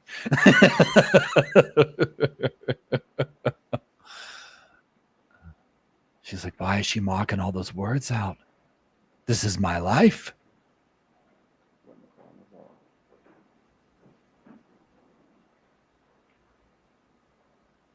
These people are vile and disgusting. Poor Dan. God knows what that man lived through before they killed him. God only knows what they put him through. What a bunch of... And you know he spotted this. And he was like, what have I married into? She's going to mess around and find herself at the firing squad. Jackie's like, now listen here, Donna. Just say these words right here. I am pretty. Oh, so pretty. See this one right here? Say these two. Coming around the mountain when she comes.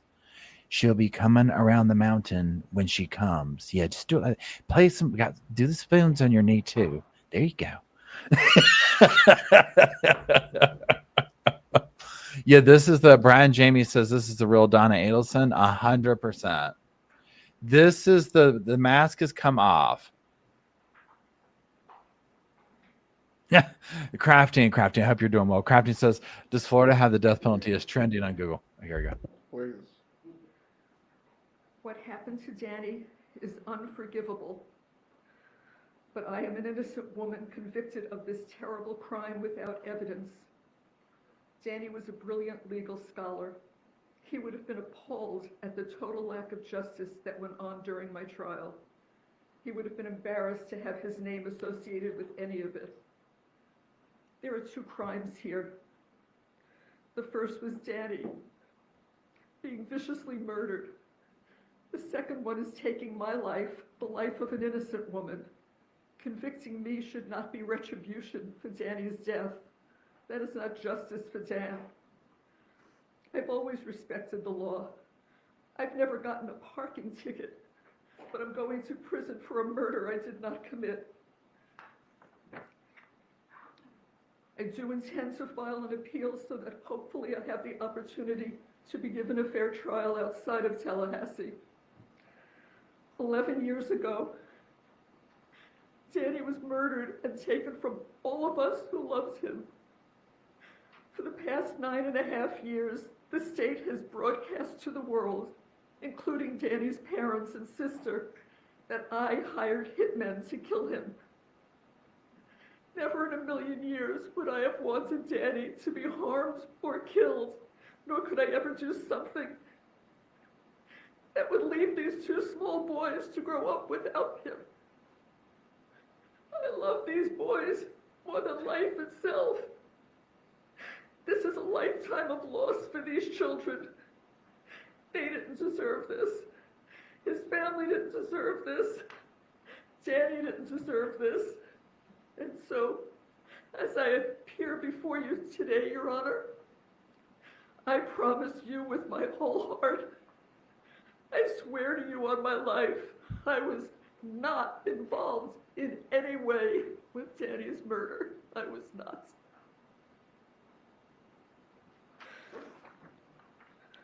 Defense have any further argument to make?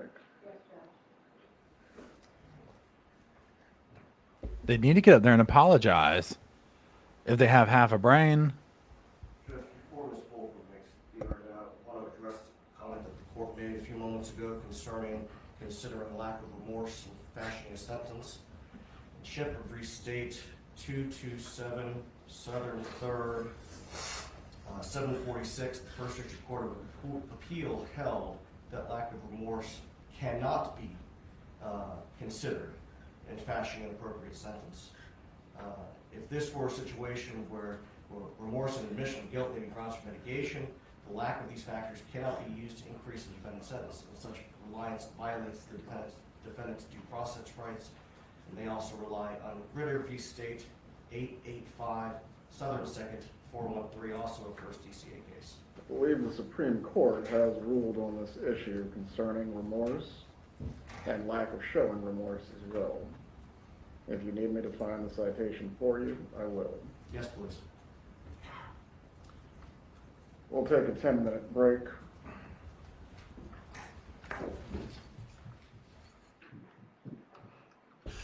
Y'all, yep. Currently texting Dr. Barry. Currently texting Dr. Barry. This is an emergency. If I was a judge, I'd be like this. I'd be like, you know what? You're right. Okay. We're just going to, we'll take that little comment away. I get the defense. And I don't know of the legality of that. But yeah, my mouth's on the floor. I've got my adrenaline's going, my heart rate's going, my blood is going. I am so angry. Oh, let's see if we see Jackie. Hold on. Jackie, can you hear us? Hold on, let's see here. Do we see Jackie? Oh, I'm going to try and turn. Thank you. I need my glasses. Oh, I can barely put them on. I'm so angry.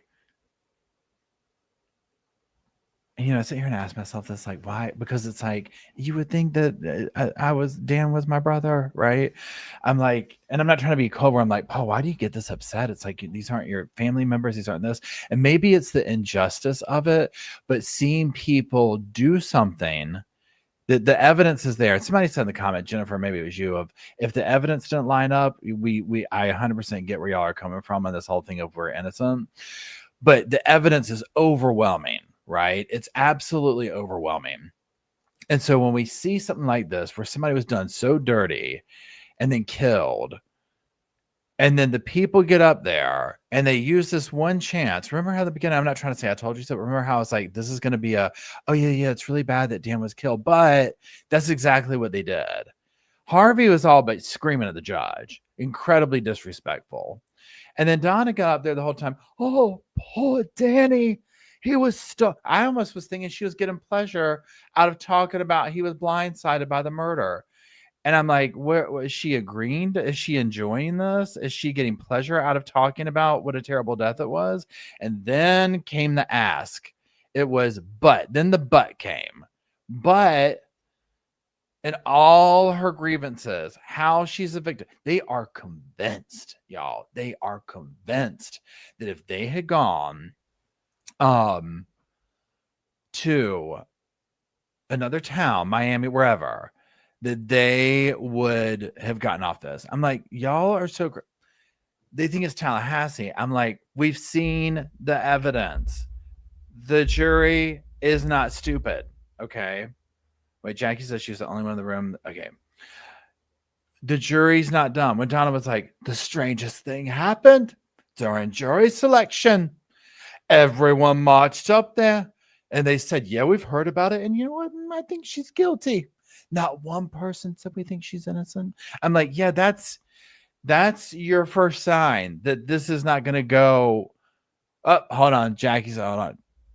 Jackie's in the courtroom, y'all. The person's comment I'm posting. Jackie says she didn't stay upset for more than a minute. Nope. Of course not. That should have been Donna's first sign when the jury's rolled in and everybody's like, yeah, she's guilty, right? Okay, it's not the fact that, like, well, we need a different jury. Honey, they're all probably thinking that. The text messages are horrible. I would not even get up there talking about Dan this, Dan that. Oh, wait, hold on, Dr. Barry, hold on. Okay, hold on. Please hold. Please hold. Please continue to hold. Your call is important.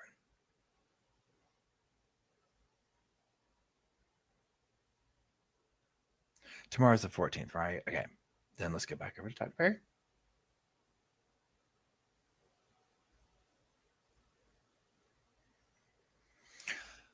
Okay, so tomorrow, it sounds like I'm going to firm it up right now, but Dr. Barry's going to come on tomorrow at some point. I'll tell you what time in a minute.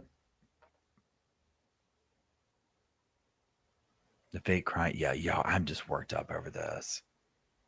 Man, I'm glad I have it. Because, I'm sitting there thinking, y'all are the only people I could talk to about this. Nobody else would get this, right? Like, if we hung up here, there's nobody I can call and talk to about this. That we get it, right? That we get it. You know what I'm saying? They'd be like, oh, wow, that sucks. Oh, yeah. So, yeah, did you hear that other TV show? You know what I'm saying? Like, it's literally like there's nobody else that would get it. Hold on. I cannot believe that they have done. Well, I can. I hope the Markel family gets up there and reads them for filth. And let me tell you what, when the judge does sentence her to the harshest sentence, because that plays, right? I hope he calls her out for the vile monster that she is. And Harvey, too. I mean, oh, man. They are just nasty. Yeah, Chris says, I can't talk to anybody about this either. And that's the thing where it's like people just don't get it. And that's the, and I feel like justice is finally going to be served, but I guess, and not really even injustice, but it's like you want them to see it the way you do, because them getting up there and acting like there's no evidence, there's no this or that. It makes it feel like unfair that they still feel like they're getting away. Not that they're getting away with it, but they're not taking accountability. I guess that's the better word. It makes it feel unfair, like they're getting away with something. And I mean, I guess technically it's like at the end of the day, even though they throw her in prison, he's still not here, right? They still stole him from his children. I don't want to say Wendy because they got what they wanted with that.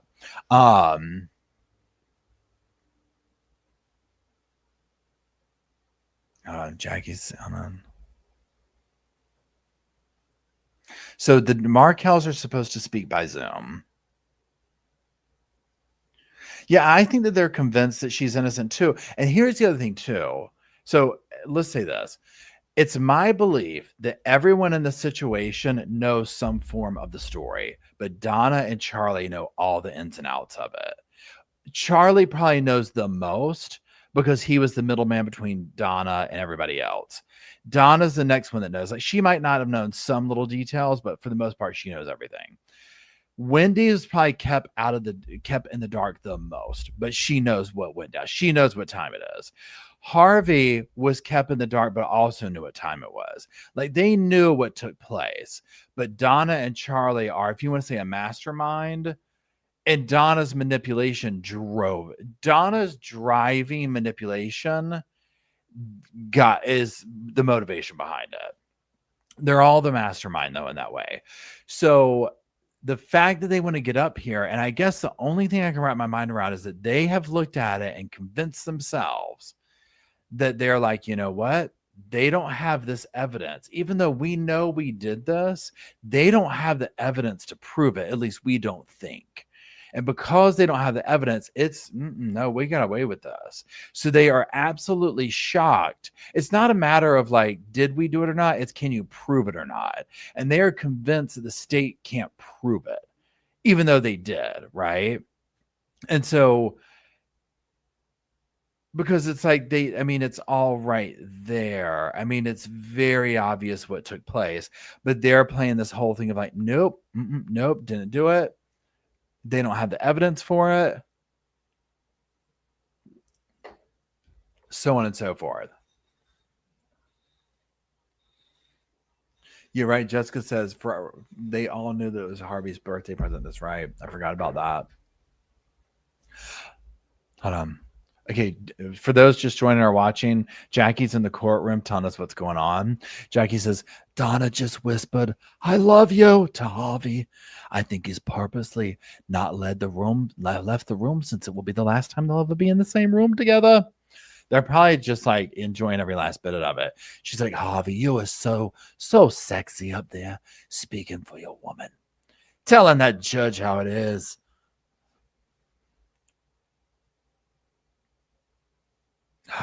I was joking. Are you serious that was her gynecologist?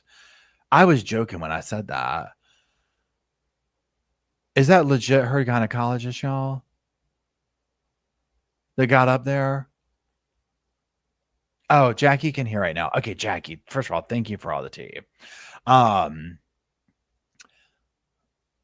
Wait, hold on. We're talking about being a politician, legislator. Shouldn't be open to honesty about it.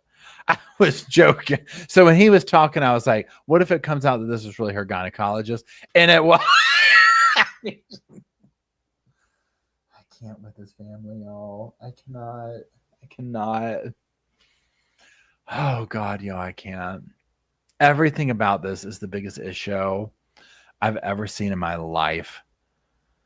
Well, it's better than what Jennifer, what's her name? I can't remember. I only could get the post office man to come up there and say something. Here we go. Gentlemen, were you able to review Davis? Briefly, Your Honor, Davis was not a capital case. This is a capital case. Although the criminal punishment code would only apply to the non-capital cases, I would argue to submit to Your Honor that it is distinguishable under those circumstances. Going to read from Head Note 8 and 9. Nor was Davis forced to choose between allocution and maintenance of his innocence. He certainly could have allocuted without voicing his disagreement with the verdict, blaming the driver, the police, his lawyer, the trial court for his conviction, and attempting to explain his personal interpretations of the law to the judge. He could have asked for leniency without admitting guilt. He could have provided the judge with reasons to impose a sentence less than the maximum besides his claimed innocence. But he instead chose to make a lengthy statement claiming innocence, denying responsibility, and placing blame for his conviction on the alleged misconduct of others. The trial court was under no obligation to ignore such statements and did not err in considering those statements and imposing the legal sentence here. Do you have anything that distinguishes Davis in any way? As I said, Your Honor, Davis was not a capital case. Well, any other argument or evidence the defense wishes to present? Yes, Judge, thank you. Please move forward.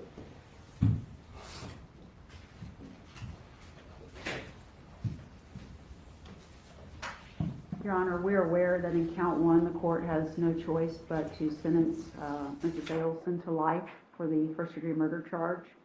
We are going to request a downward departure as to counts 2 and counts 3, the solicitation and the conspiracy counts. What are the grounds? Pardon me? What are the grounds? Yes. The grounds are, one is non-statutory, and that's disparity in the treatment between co-defendants. And the second reason is statutory, and it is Florida Statute 921.00262B. The defendant was an accomplice to the offense and was a relatively minor participant in the criminal conduct.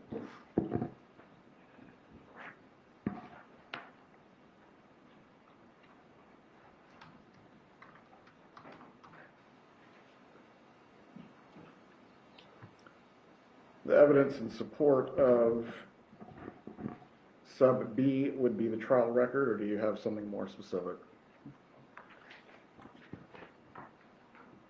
For 4B, we're going to rely on the trial record with respect to the conduct of Mrs. Adelson, and we would ask the court to take judicial notice.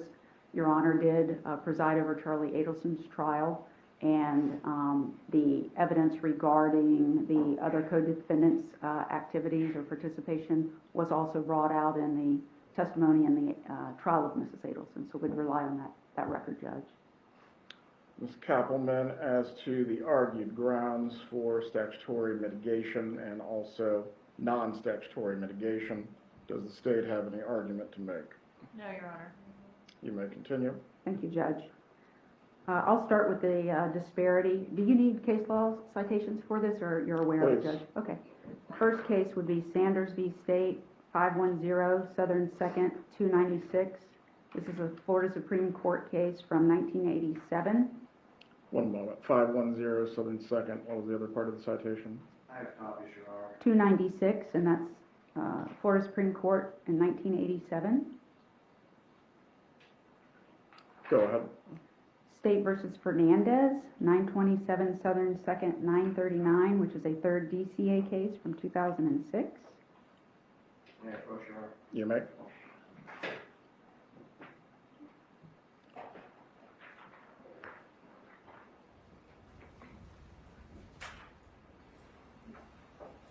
And then the third case, Judge, is State, I can't pronounce it, but State versus Kunkemoller, 333 Southern 3rd, 335. That's a first DCA case from 2022, but it is distinguishable because it does not address the issue of culpability as the first two cases do, but I wanted to bring that to your attention.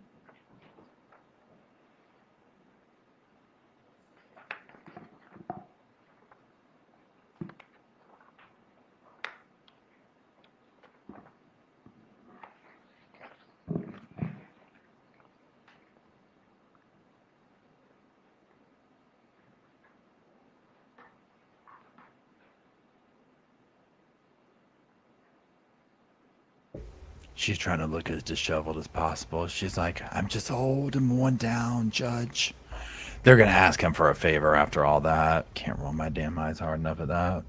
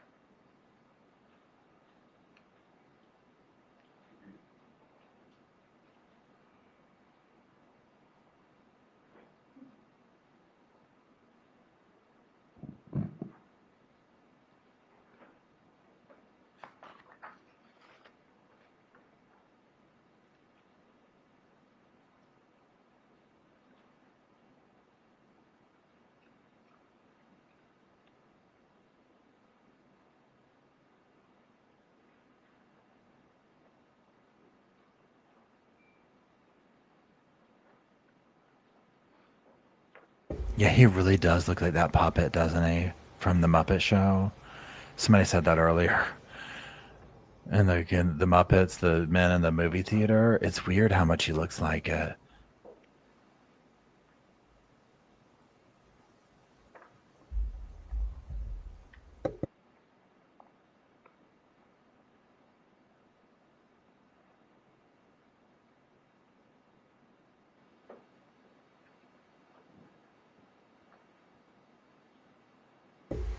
I want to see what they're going to do about that money. I love that Georgia threw that in there. Maybe the judge will fine him some more. Yeah, she's like, I'm done. She's like, I'm going to say what I got to say.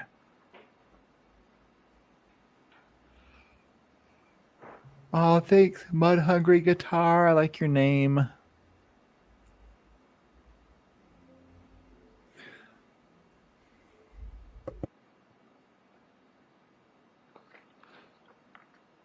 May I continue? Thank you, Judge. I'll start with the disparity argument, if I may, Your Honor. In this case, there have been several co-defendants who have either been tried or entered pleas and received sentences. I want to, for this particular argument, relate exclusively to Luis Rivera. He testified in the trial, and through himself and other witnesses, Your Honor has heard what he did in this case. And what he did in this case compared to what the state has alleged and the jury found that Mrs. Adelson did, the culpability levels are very different. Mr. Rivera was allowed to enter a plea to second-degree murder. And although, as the PSI indicates, he received a sentence of 19 years in the Department of Corrections, that was run concurrent with a sentence he was already serving in a completely unrelated matter in a federal case where he got a 12-year sentence. So the number of years that he will actually serve for his participation in the homicide of Dan Markel is 7 years in the state of Florida Department of Corrections. His conduct, as Your Honor can recall, is that he traveled to Tallahassee sometime in June and scoped out the home of Danny Markel, engaged in some drug activity with Sigfredo Garcia, and then returned to South Florida. A few weeks later, he returned to Tallahassee and again scoped out Danny Markel's house. But he didn't just do that. Prior to arriving in Tallahassee, with himself knowing that he and Sigfredo Garcia were going to kill Danny Markel, he purchased and provided the very firearm that was used to kill Danny. He came to Tallahassee and they sat in wait outside his home. They followed him with Mr. Rivera being the driver, followed him while he took his 2 little boys to daycare, and he sat and watched as Mr. Markel, hand in hand, took those children inside the daycare. He then followed Mr. Markel all the way to the gym, sitting in wait. What was he waiting for? He knew what he was waiting for. Mr. Markel did not. He had no clue that these men were outside in a car just waiting for him to go to a place where they could shoot and kill him. And they waited until he exercised. They watched him get back into his vehicle, and then, like hunters, traveled and followed all of this time period straight to his home. And there was no hesitation. He knew exactly what they were going to do. Without any hesitation, they pulled right in behind Danny. Danny's car was still running, the garage door was up, and Sigfredo Garcia exits the car and shoots Danny Markel, having done nothing to these men, in the head twice. How Mr. Markel survived, I don't know. But then Luis Rivera is the getaway driver. They flee the scene, they flee Tallahassee, and then Mr. Rivera stops to allow Sigfredo Garcia to dispose of the murder weapon, which has never been found. And then he drives back to South Florida like nothing has happened, purchasing motorcycles and cars, but most importantly, getting paid for the work that he's just done. The payment came from Catherine Mangbanawa, and I'll address her in the next segment. The point here is, Judge, that over time, reading different things, you've heard a lot of arguments about what Mrs. Adelson's participation allegedly was. But when it comes down to it, and I didn't mention, but Luis Rivera did have an extensive criminal history at the time that he committed this offense. What actually came out at trial with respect to Mrs. Adelson, and I'm saying this, understanding, as you've learned, that Mrs. Adelson still maintains that she is innocent of this conduct. But what the state was able to show through their testimony and evidence was that the role that she played, according to them in the prosecution, was very minimal.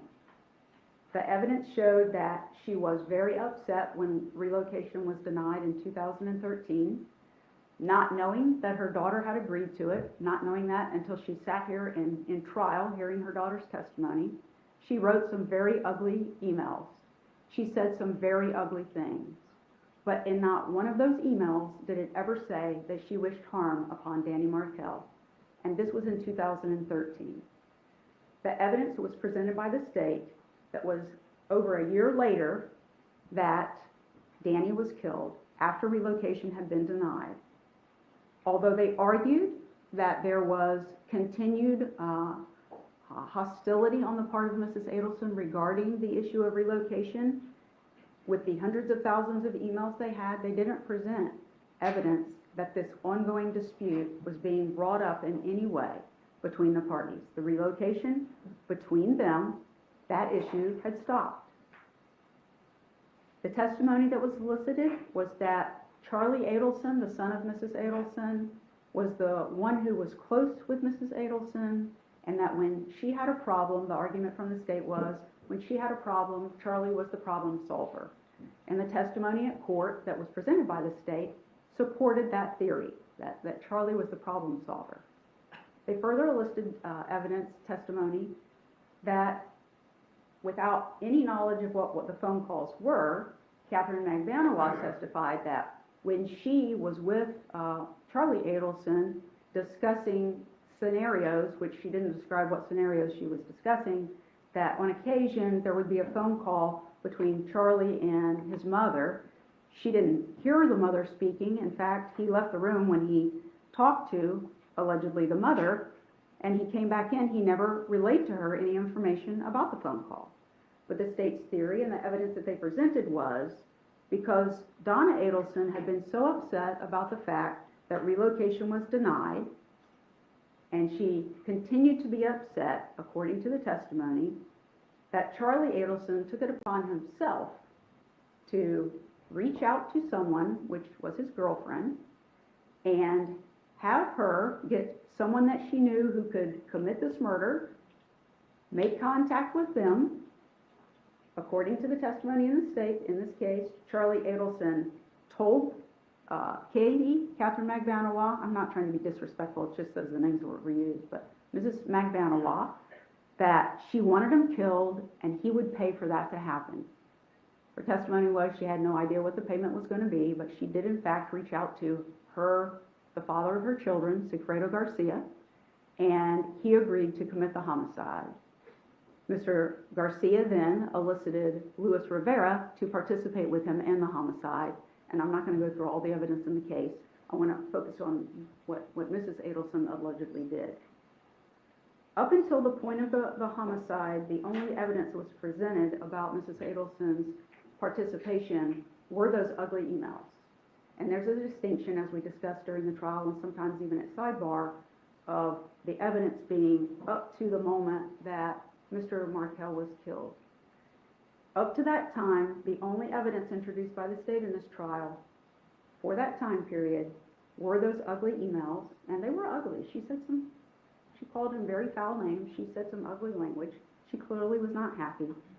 And whatever conversations may have taken place while Catherine Magbanowa was inside Charlie Adelson's home and Charlie was outside talking to another person. Mrs. Adelson maintains her innocence. But if you're looking at this particular cause of this disparity in treatment, the state is asking that Mrs. Adelson be sentenced to obviously life on count 1 as she has to be, followed by 30 years in the Department of Corrections on counts 2 and 3. This is far in excess of the sentence that was received by the man who himself testified to hunting down Danny Markel, providing the gun for him to be murdered with, leaving the scene of the crime, disposing of the murder weapon, and going on with his life and his gang as he always had. In that disparity, Judge, it just doesn't reconcile with the facts here of what they say Mrs. Adelson did. Although there was a theme that she was the mastermind, I would argue to the court that the evidence did not show she was the mastermind in any way. The masterminds that were shown in this trial were Charles Adelson and Catherine Magbanowa.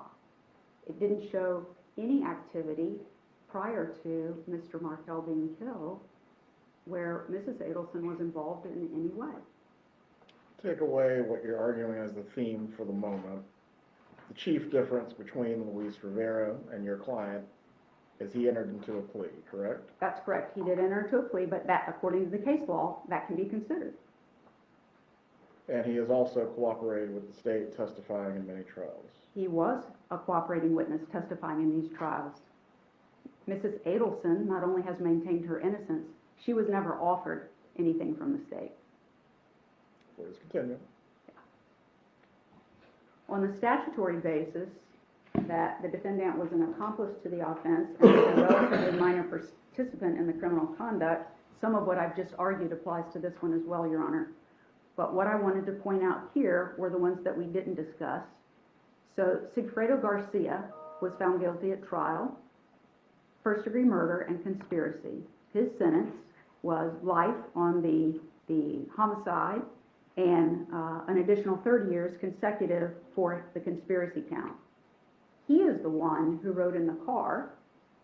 He is the one who obtained Luis Garcia to go with him. He is the one who sat in a seat knowing he was going to exit the car while they hunted down Danny Markel. And he's the one who got out and shot Danny Markel in cold blood. Left like nothing had ever happened. Along the way, made many stops, including getting out to hide the murder weapon, and then went on with his life.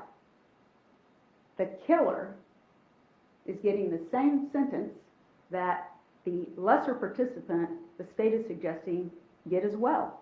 Life in prison on count 1, followed by 30 years for the conspiracy and solicitation. Luis Rivera, I've already told you what his role was.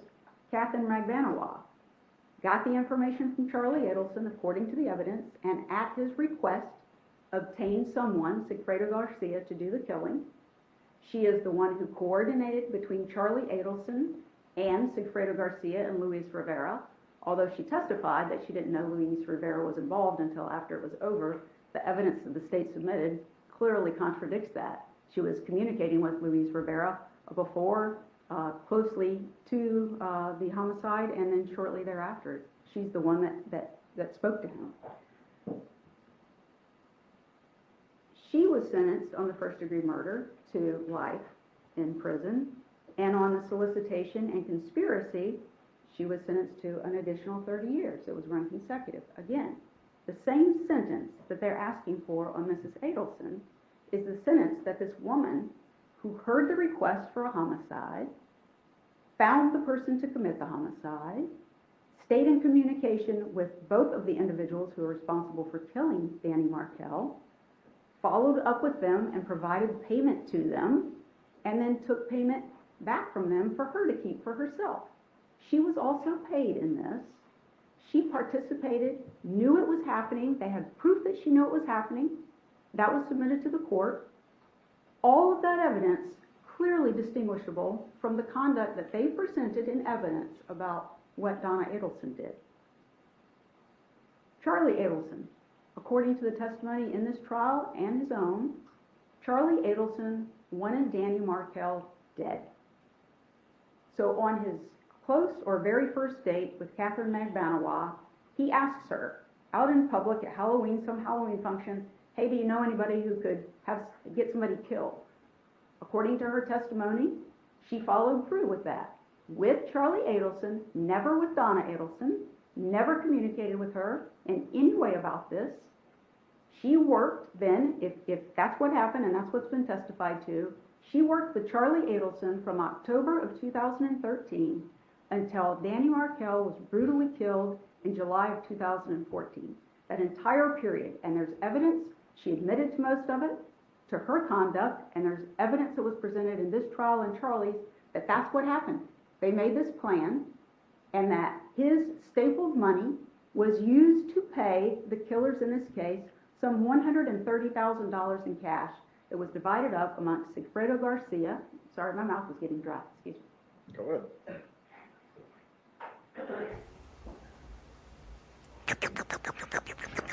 Thank you, Judge. It was divided up between Sigfredo Garcia, Catherine Magbanawa, and Luis Rivera.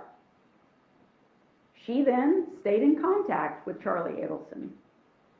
She convinced Charlie Adelson to get paychecks written to her, and she received those paychecks each time from Charlie Adelson. So for what Catherine Magbanawa did and what Charlie Adelson did, the evidence in this case shows it went far beyond what the state's evidence showed that Donna did, up to and including the time that Danny was killed. So again, if you're going to rate the level of culpability in this case and consider Mrs. Adelson's conduct as compared to those, they're asking that she get the same sentence as both of the people who killed, well, one person that did the killing, Sigfredo, a far more extensive sentence than Luis Rivera, who participated in the killing himself and only got 7 years. The same as Catherine Magbanawa, that apparently worked on this according to the evidence for many, many months and stayed involved even after that. Charlie Adelson is the only one who got a higher sentence. His sentence was life on count 1, the homicide, followed by 30 years on count 2 and another 30 years on count 3, so everything being run consecutively. The evidence that the state has presented is that Charlie Adelson is the one who masterminded this. That's what they've shown. Even though they said Catherine Magbanawa wasn't her trial, if there's somebody who started this, according to the evidence, it's Charlie Adelson, not Donna Adelson. All the work being done was Charlie Adelson. All the money that was paid was Charlie Adelson's money. Mrs. Adelson, according to the state's evidence, did not do any of that. Again, they had hundreds of thousands of dollars or hundreds of thousands of emails. Never one in all of those emails that we all had to go through did Mrs. Adelson ever suggest any harm to Danny Markel in any way. I understand the verdict, and she has a right to take an appeal, and that's what she'll do. But the evidence in what was argued is very far different in theory than what was actually presented to this jury. And I'm requesting that Your Honor, in determining a sentence on counts 2 and 3, take into consideration that the amount of activity that everyone engaged in this case was far, far beyond what was alleged against Mrs. Adelson. They just didn't come up with the proof for that. They did prove to a jury that she was involved, but that proof and the actual evidence was very limited to the conduct that they say that she engaged in that resulted in Mr. Markel's death. I do want to remark, if I may, just briefly on the issue of remorse. Mrs. Adelson maintains her innocence, and as she has a lawful right to do, will seek an appeal. She may not get another trial. There may or may not be parts of the finding of the jury that is reversed, may not. They can do that on, the appellate court can do that on 1, 2, or 3 counts. There are lots of options that the appellate court has. The reason I say that is this. Mrs. Adelson, maintaining her innocence, could not have shown more remorse for the killing of Danny Markel. And in her statement, although some of it I know was bothersome to the court, in her statement, I hope you heard. I wouldn't say bothersome to the court. Okay. Please continue. Okay. I misread then. I apologize based on your comments. One of the things she said in her statement, after most of her statement being about the horrible thing that happened to Danny Markel, was that the people who were responsible for it were in prison. That's a pretty big statement considering what the state believes Mrs. Adelson's position is with respect to the others who've been prosecuted, convicted, and are serving sentences in the Florida Department of Corrections. I also want to say this. The defense's position in this case, from start to finish, has always been, on behalf of Mrs. Adelson, beyond respectful to the victim in this case, Danny Markel. He should not be lost in this case, and I said that in my opening statement. We presented evidence about a wonderful man he was. He did not deserve for this to happen. The Markels gave their statements at the conclusion of the verdict that was issued by the jury, and I listened to every single word. And every single word that they said came out of the terrible grief from the loss of their son and the feelings that they have developed over the course of this 11 years in prosecuting these various people and additional information that has been given to them. Every word they had every right to say. The feelings that they had are exactly what they should have. What happened to Danny Markel, as Donna Adelson has said in her statement, could not have been more horrific. He was treated like an animal, completely unaware that there was any kind of problem, that he would have any kind of physical altercation with anybody. I'm positive the furthest thing from his mind that day was that someone was going to kill him in his garage at his home. He did not deserve what he got. It's been very clear in the prior prosecutions and what was presented in Mrs. Adelson's trial about the conduct of these other individuals. They do deserve to be where they are. They do. Their conduct is unimaginable to me, that human beings would engage in that kind of conduct to bring a man, an innocent man, a well-respected man, an amazing father, to take him away from his mother, his father, his sister, most importantly, his children. That was horrific. I understand why those sentences were imposed. Not for Mr. Rivera, but for the ones that were tried and convicted. In this case, Judge, based on the evidence that was presented, the defense is going to ask on counts 2 and 3 that you sentence Mrs. Adelson to 3 years in the Florida Department of Corrections, counts 2 and 3 to run concurrently. My understanding, and the clerk can tell me if I'm wrong, but my understanding is Mrs. Adelson has 701 days credit time served. That's what we calculated. I'll stipulate to 701, Your Honor. Very well.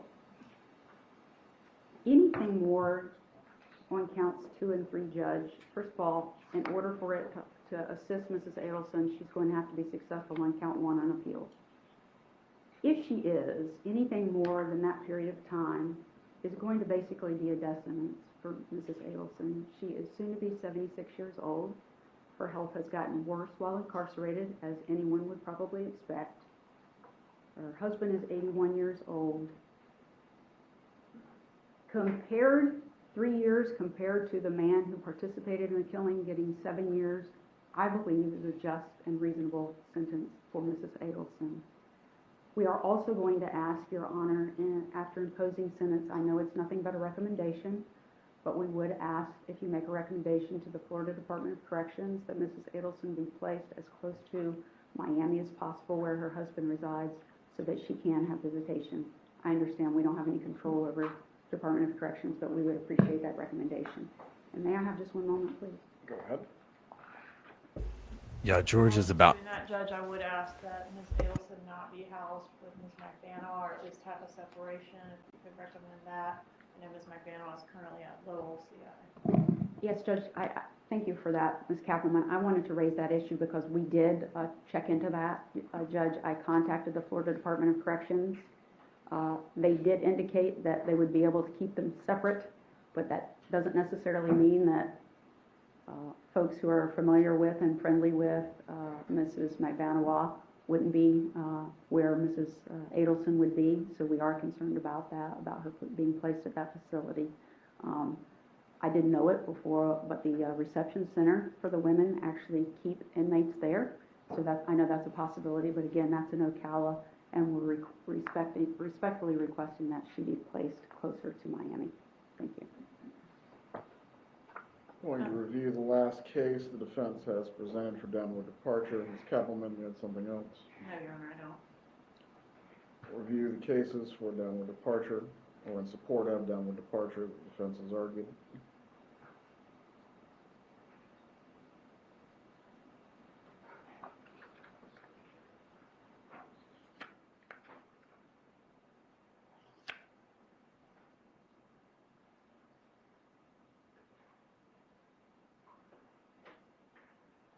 George is about to eat them up, y'all. I can feel it. I can just feel it. I love that George just said that, and then Jackie ran up there like, oh, yeah, we called them and everything. And even though we just asked you to put her in Miami, I'm going to tell you the reasons why it's going to end up being a bad idea. I mean, I'm not, you can't almost convince me that she doesn't want to send Donna to the electric chair herself. I mean,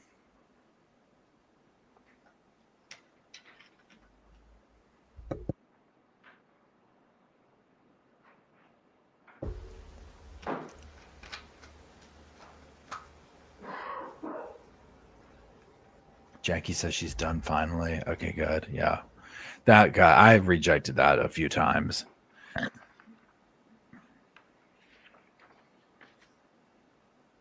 The judge is pretending to do the downward departure. He's like, yeah, let's see what this is about. Okay, yep, 30 years.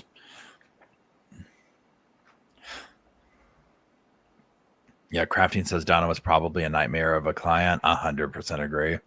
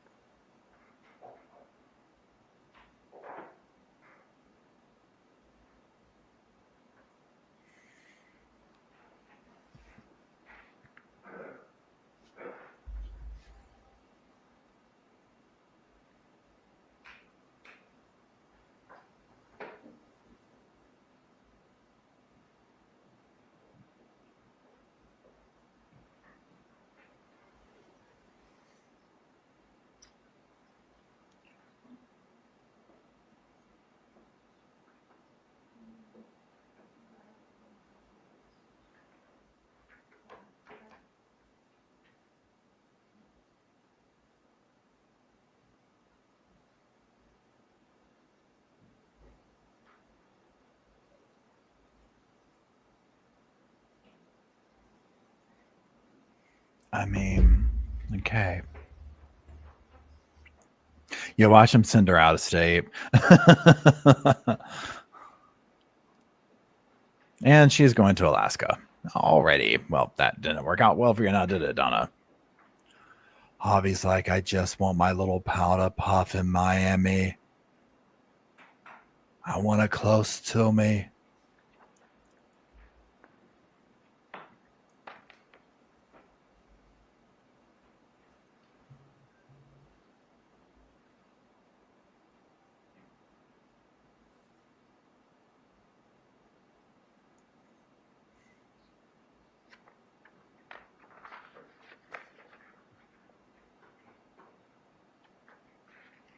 Donna's like, go on, look at it. Give me 3 years. She surely, I don't know, the delusion's strong. I was going to say, surely she knows. I mean, this is a life sentence regardless. She can appeal, she can do this and that. Surely she's come to terms with, like, this is it.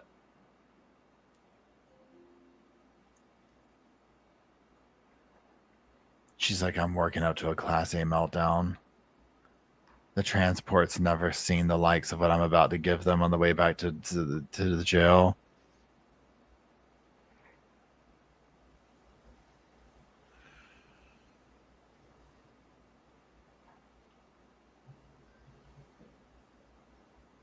Thanks for being a member, Susan. I appreciate it.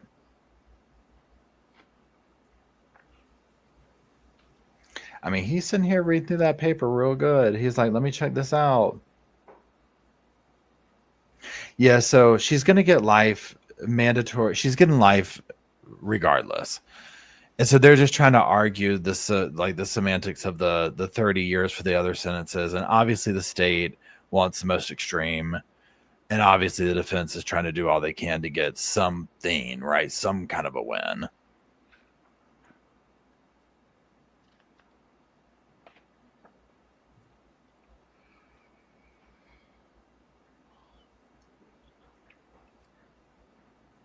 So that's what I mean. Like, surely she has had to coming to terms with he could give her the 3 years. Sure, 3 years concurrently. Go for it to your life sentence. Let's throw 800 days served. You know, the paperwork alone for these appeals, and not just like the paperwork, but like the process, the court part, whatever. And again, that would be if you have some kind of a chance. Now, obviously, they're going to rake through stuff. I'm sure they'll use his comment about her, lack of remorse, and they're going to do what defense attorneys do. You know what I'm saying? And find any little thing to be like, hey, this is an issue, or this is, or whatever. Unfortunately for Donna, there is some incredibly damning evidence in this.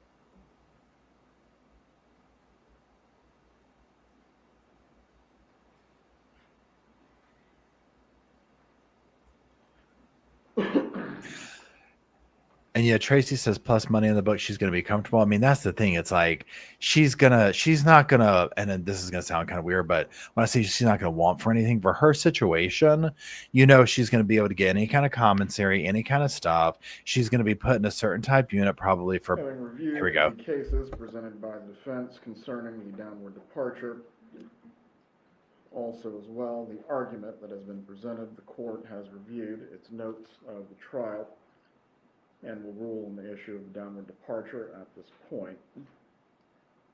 Florida Supreme Court has a two-part test concerning whether a downward departure should be granted or could be granted by the trial court. The first is whether the trial court can impose a downward departure sentence based on a valid legal ground proven by a preponderance of the evidence. The second step is whether the trial court decides whether it should impose the downward departure based on the totality of the circumstances. As to both the non-statutory grounds that have been argued and the grounds contained within section 921.0026, subsection 2, subsection B,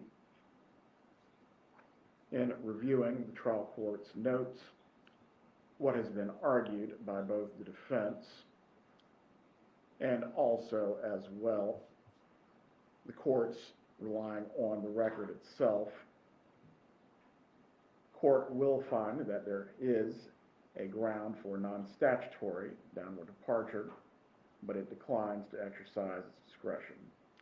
As to the statutory ground, I will find that both the defendant was an accomplice to the offense and a relative minor participant in the criminal conduct. I will find that has not been proven, but in addition to, the court would still decline to exercise its discretion. As to the sentence in this matter, Ms. Adelson, please rise.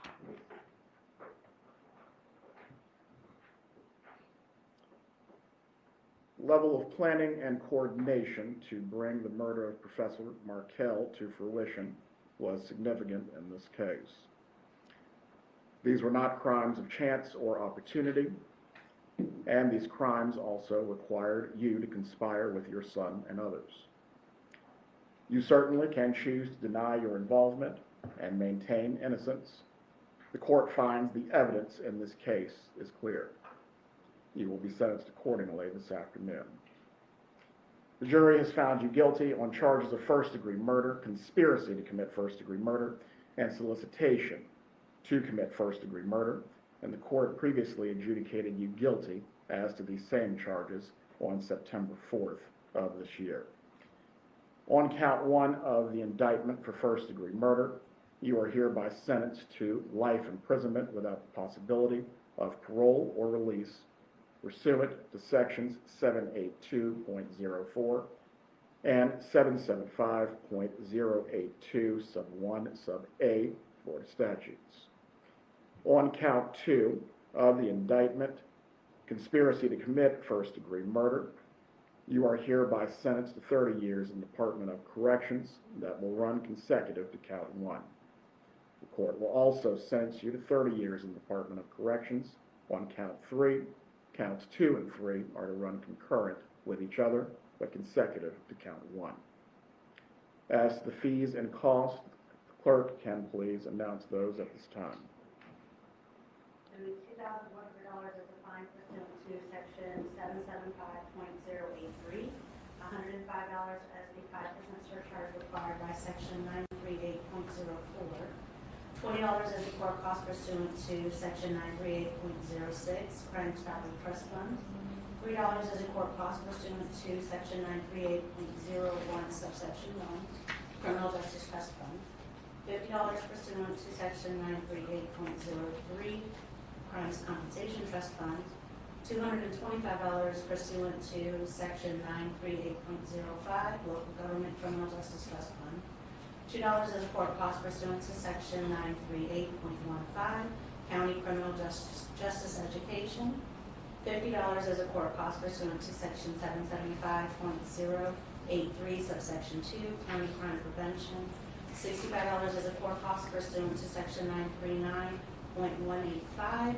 county additional court costs, and $3 as a court cost pursuant to section 938.19, teen court assessment. Is there any lawful objection by the defense to these assessments? No, Your Honor. They will be assessed at this time. The cost of prosecution, the court will reserve jurisdiction on to determine for 60 days.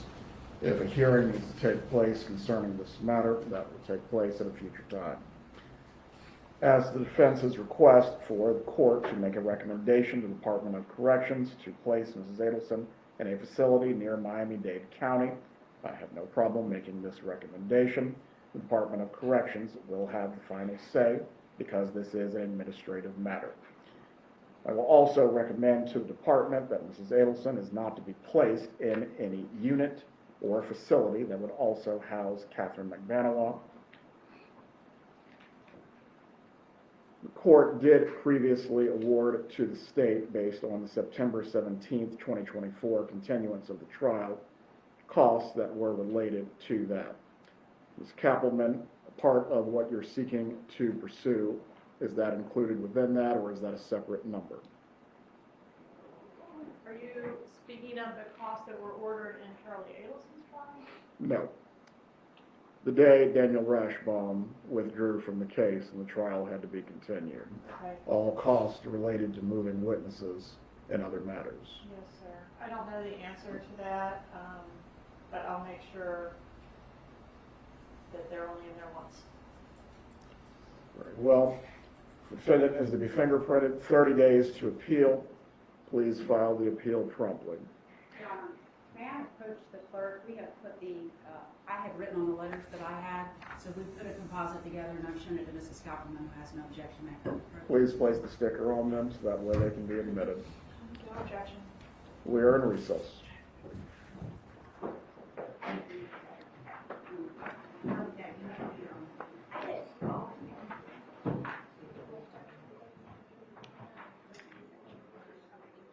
I'm talking through the book at her. Jackie says they're taking away for fingerprinting. Donna says, where are we going? Okay, I'm going over here.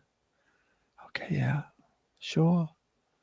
I don't have anything else to lose. I'll do my little fingerprint. Be careful. The very fragile fingers. I tell y'all what. Now, y'all help me out here. I thought that the Markels were going to speak and that Georgia was going to do something. I mean, I don't understand what happened to that. Or, I mean, y'all help me out here. I think Georgia was like, just let her dig her own grave. After that little stunt that Harvey pulled, please. 30 years on top of that consecutive. He threw the book at her. That's right. You're right, Kristen. The Markel spoke them. Jackie says we were told to leave. They said, get out of here. He's like, you're going to be okay. Yep, we're going to get you a nice little grave site right outside the prison. There you go. Sure. Only a few more years to it. Yeah, there you go. Okay. So she got life plus 30, plus 30, plus they owe a bunch of money. Thank you, Jackie Hearn, for all of your on the ground and in the court conversation. We greatly appreciate it. Is that what she said? Markel's comments available from verdict? Okay.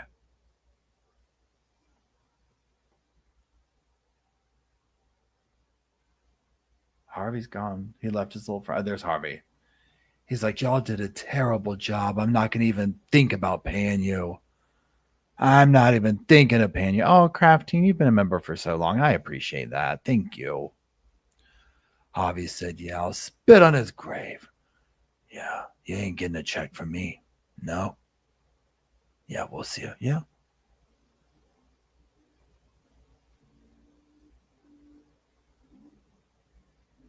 I mean, they're like, oh, we're so glad. He's like, yay, we're done with the Adelsons. Even the guards are happy. No more Adelsons.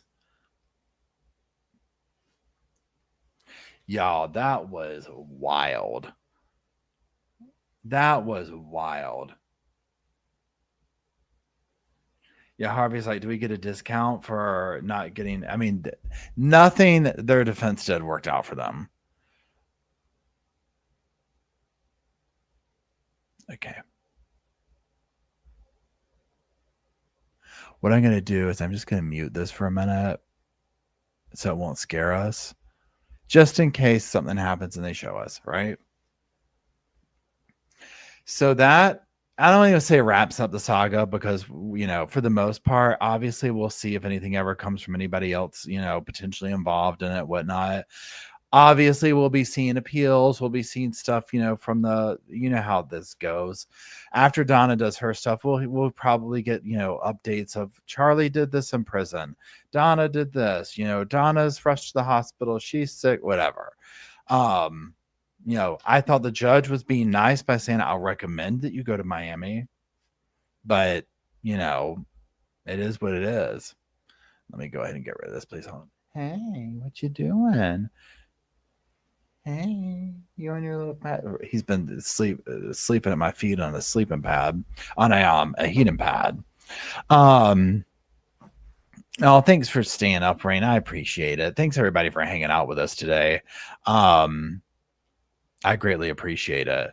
So yeah, what I'm gonna do is this will post like once I hang up from here, it'll upload.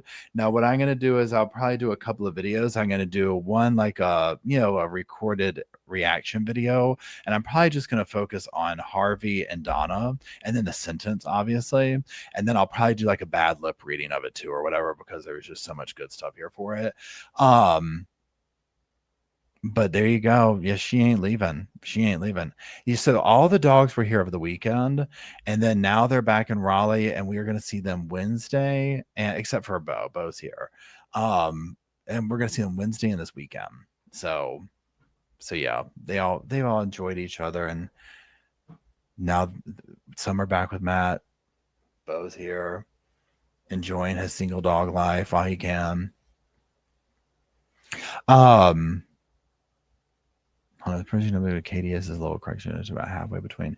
You see, it's going to get cumbersome if she's in the same facility with whoever, because you see here's the thing. She is. We saw how they acted. Zero accountability, yelling at the judge, Harvey at least, using this as the platform for I have been wrong, which, we kind of expected that, right? I mean, look at Sarah Boone, look at these other people or whatever, right? So, it's like, it is what it is.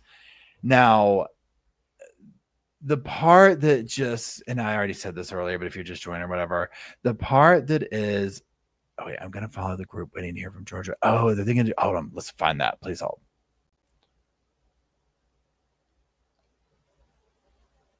Oh, wait, hold on, y'all. We're coming back. Hold on, y'all. I knew I should have left it up. Hold on.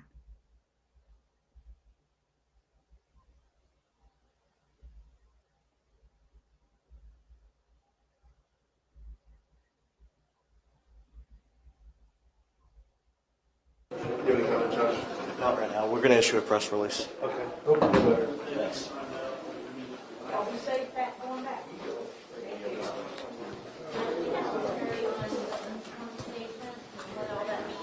No, we will be issuing a press release. We'll try and get that out in the next 24 hours. Can you not tell us anything about your thoughts on what just transpired? Unfortunately, it was not unexpected. Thank you. Was it ever with them?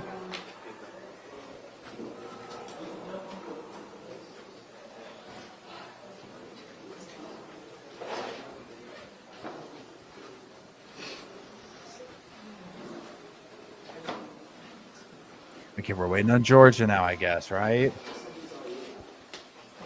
Jackie, if you're listening, has Georgia come out yet?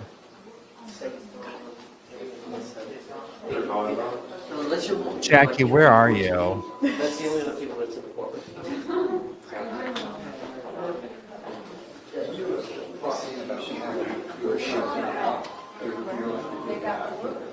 Oh, wait, I think I just saw Jackie. I think I just saw you. Kappelman, you said Kappelman already left. Kappelman already left. He's gonna find out if he's checking right now if she's gonna do this. Yes, straight ahead where the tripod is. Let's head over there for the moment. That's all on a meeting room, but I think he's supposed to go relieve Austin. Okay. I'll go back and hear from the deputy because he's messing. Okay.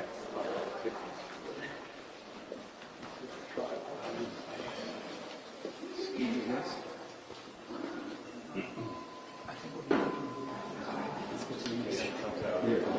I'm going to put that. Should probably be right there. You want me to put this on the floor? No, I got a whole thing. That way you can see it there. Okay, thanks. I'll find out. All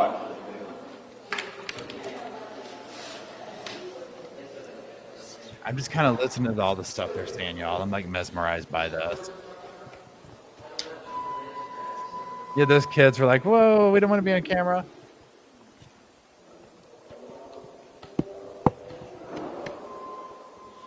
Okay, hold on.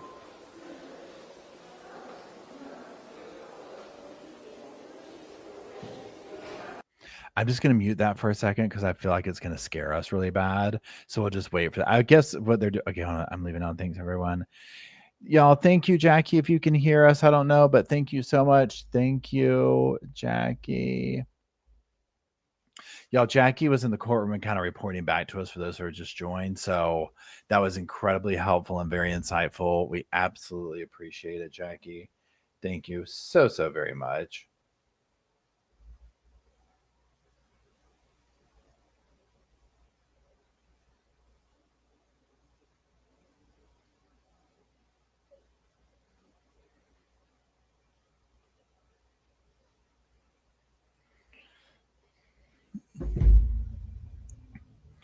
George is going to come out and be like, look, it is what it is. She got what was coming to her. But again, it's like you would have to question. I don't even know if she went in there and said, you know what, I did it. I'm really sorry, everybody. I think the judge was still like giving her, you know what I'm saying, for the heinousness of it. It's just, yeah, Stephanie Johnson says the bump, end of story. I mean, that's my thing. Like, how do they deny that? But I guess the Adelsons look at it like, we didn't say that we were doing this, so they don't have the evidence of that. It was these people who did it. We didn't do that. Donna only did, but I mean, Harvey's lucky he didn't get charged. He's just lucky that he didn't have they didn't have enough on him.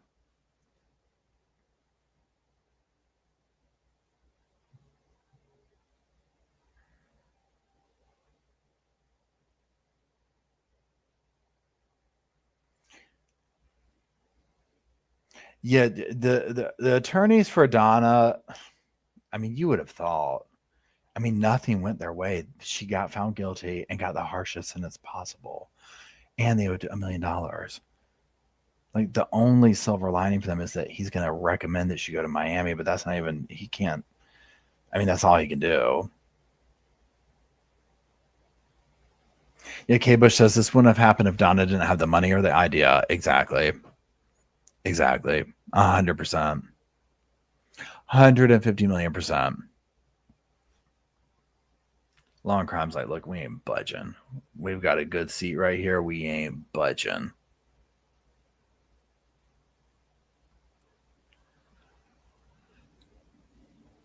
Yeah, GL says Harvey accuses the Markels of lying in court. Then he lies, saying the Markels claim never seen their grandsons. No, they didn't. They said visits were supervised and controlled by WA, Wendy Adelson, few and far between. And see, that's a good example right there, GL, because it's like just that right there with where he gaslit them. And he's like, no, we've seen pictures of this. And it's like, you're trying to get technical. Yes, we know from what Wendy said that there was some level of a visitation, but you know what I'm saying? It's that level. It's just, it's like, and I don't know if gaslighting is the right word or, you know what I mean? But like, just that. Okay. Oh, Lord, down under. I'm sorry you've got those migraines. Pardon me. I know that doesn't feel good. Y'all, hold on. I'm going to go to potty break real quick before they come back. Hold on. I'll be right back.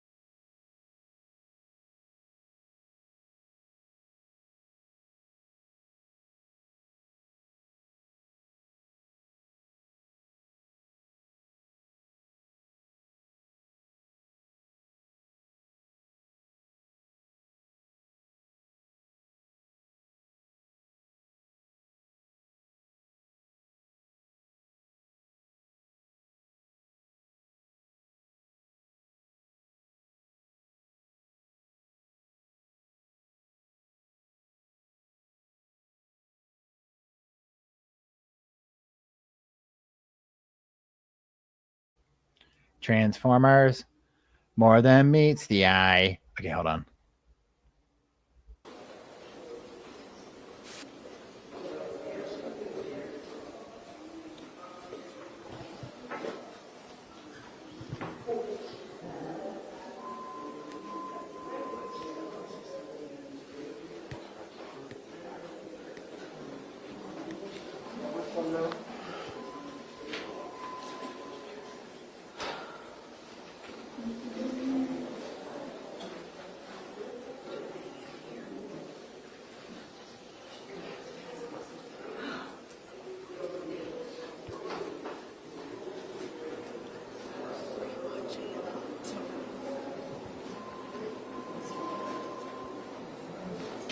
Look at all these people. She's like, oh, where am I going?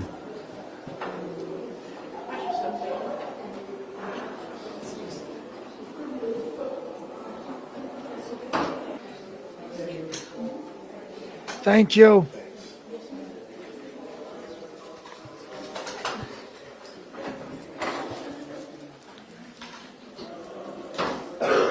They're waiting for Harvey. Thank you, K. Bush.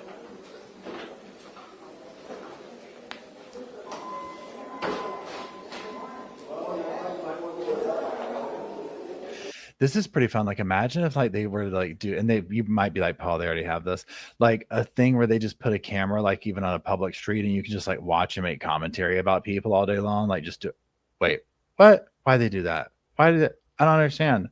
What's going on? That's not fair. Please hold. Okay, hold on.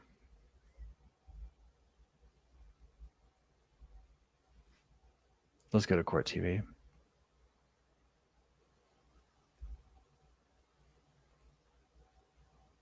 They're still inside.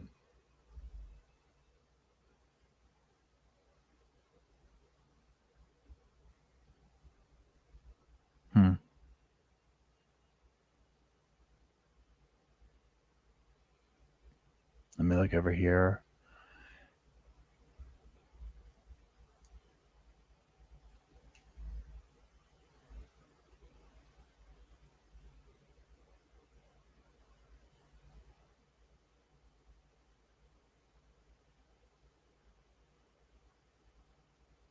Yeah, I start over. Okay, interesting. Maybe she's not going to speak. Okay, they finished it. Yeah, maybe they're not going to do anything. Okay. So yeah, so there you have it. For people who are just joined, she got sentenced to life plus 30, all consecutive. So yeah, she's toast. It was a very dramatic sentencing hearing. They had people yelling at the judge. We had all sorts of stuff. So yeah, there you go. Now what we're going to do is, I believe Dr. Berry said that she can do, well, I'm waiting for her to officially confirm. Hold on.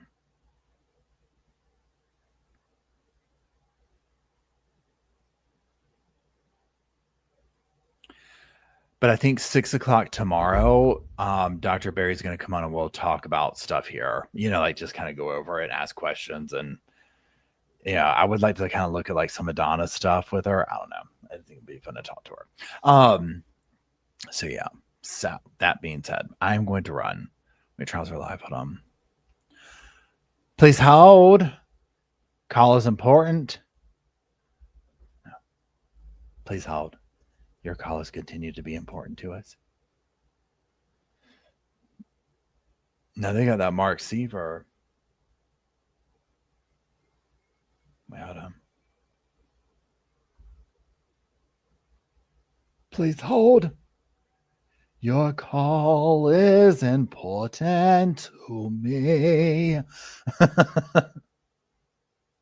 Yeah. And where'd y'all go over here? Wait, hold on. Where's crafting? Oh, thank you, crafting. I appreciate you. Now, hold on 1 second. Let me see. Oh, wait, hold on.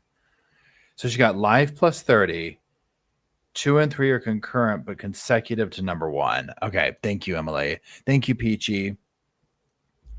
So again, to repeat that, I said it wrong. Life plus 30, 2. So 2 and 3 are concurrent, but they're consecutive to 1. So the 30-year sentences will be going along each other, basically, and then they'll do consecutive to the life. But again, she's 76. You already know how the court system is. You know what I'm saying? So I don't, like I said earlier, I'll say it one more time though. I don't know if she's had the reality check of, even if it was like, yeah, we're going to get you out on an appeal, it's probably, she might not make it. But you never know. Harvey's 81, still going strong enough to yell at the judge. So yeah. So what I'm going to do is I'm going to run. I will be, and thank you, Ash, for reminding you. If you haven't liked the live, go out and like it. If you want to be subscribed, go on and subscribe. I do appreciate y'all. And of course, thank you, Emily. Thank you, Tori. Thank you, Tuck. Thank you to all the mods who make everything possible. It is greatly appreciated. Thank you to the squad for getting through this with us. Tomorrow, at some point, I'll post the thing when Dr. Barry confirms. And so I'll do a thing with her tomorrow. We'll talk about it. And that's it. So Wednesday's video, you know what? I might wait for Shabusiness and do this video instead. Wednesday will be the Shabusiness on the main channel or this. So there you go. So that's it. I hope y'all have a wonderful evening. Thank you very much. We will close out with Slow Morrison's Ode to the Sofa. And I will see y'all here on this channel tomorrow night.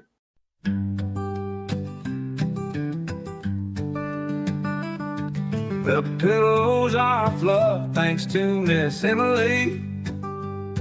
The couch is wide enough, join the family. It's all love while we laugh at Perp's criminalities. Hey, hey, hey, welcome to the Sofa Squad.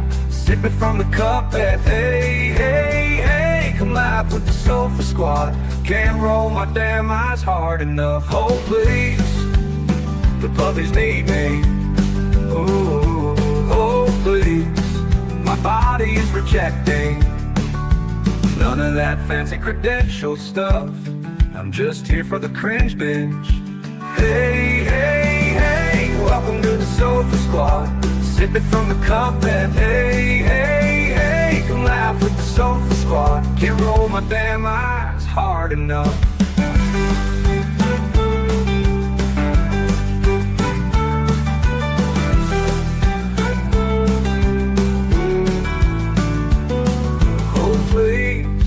Puppies need me, oh please. My body is rejecting none of that fancy credentialed stuff. I'm just here for the cringe binge. Hey, hey, hey, welcome to the Sofa Squad. Sipping from the cup that hey, hey, hey, come laugh with the Sofa Squad. Can't roll my damn eyes hard enough.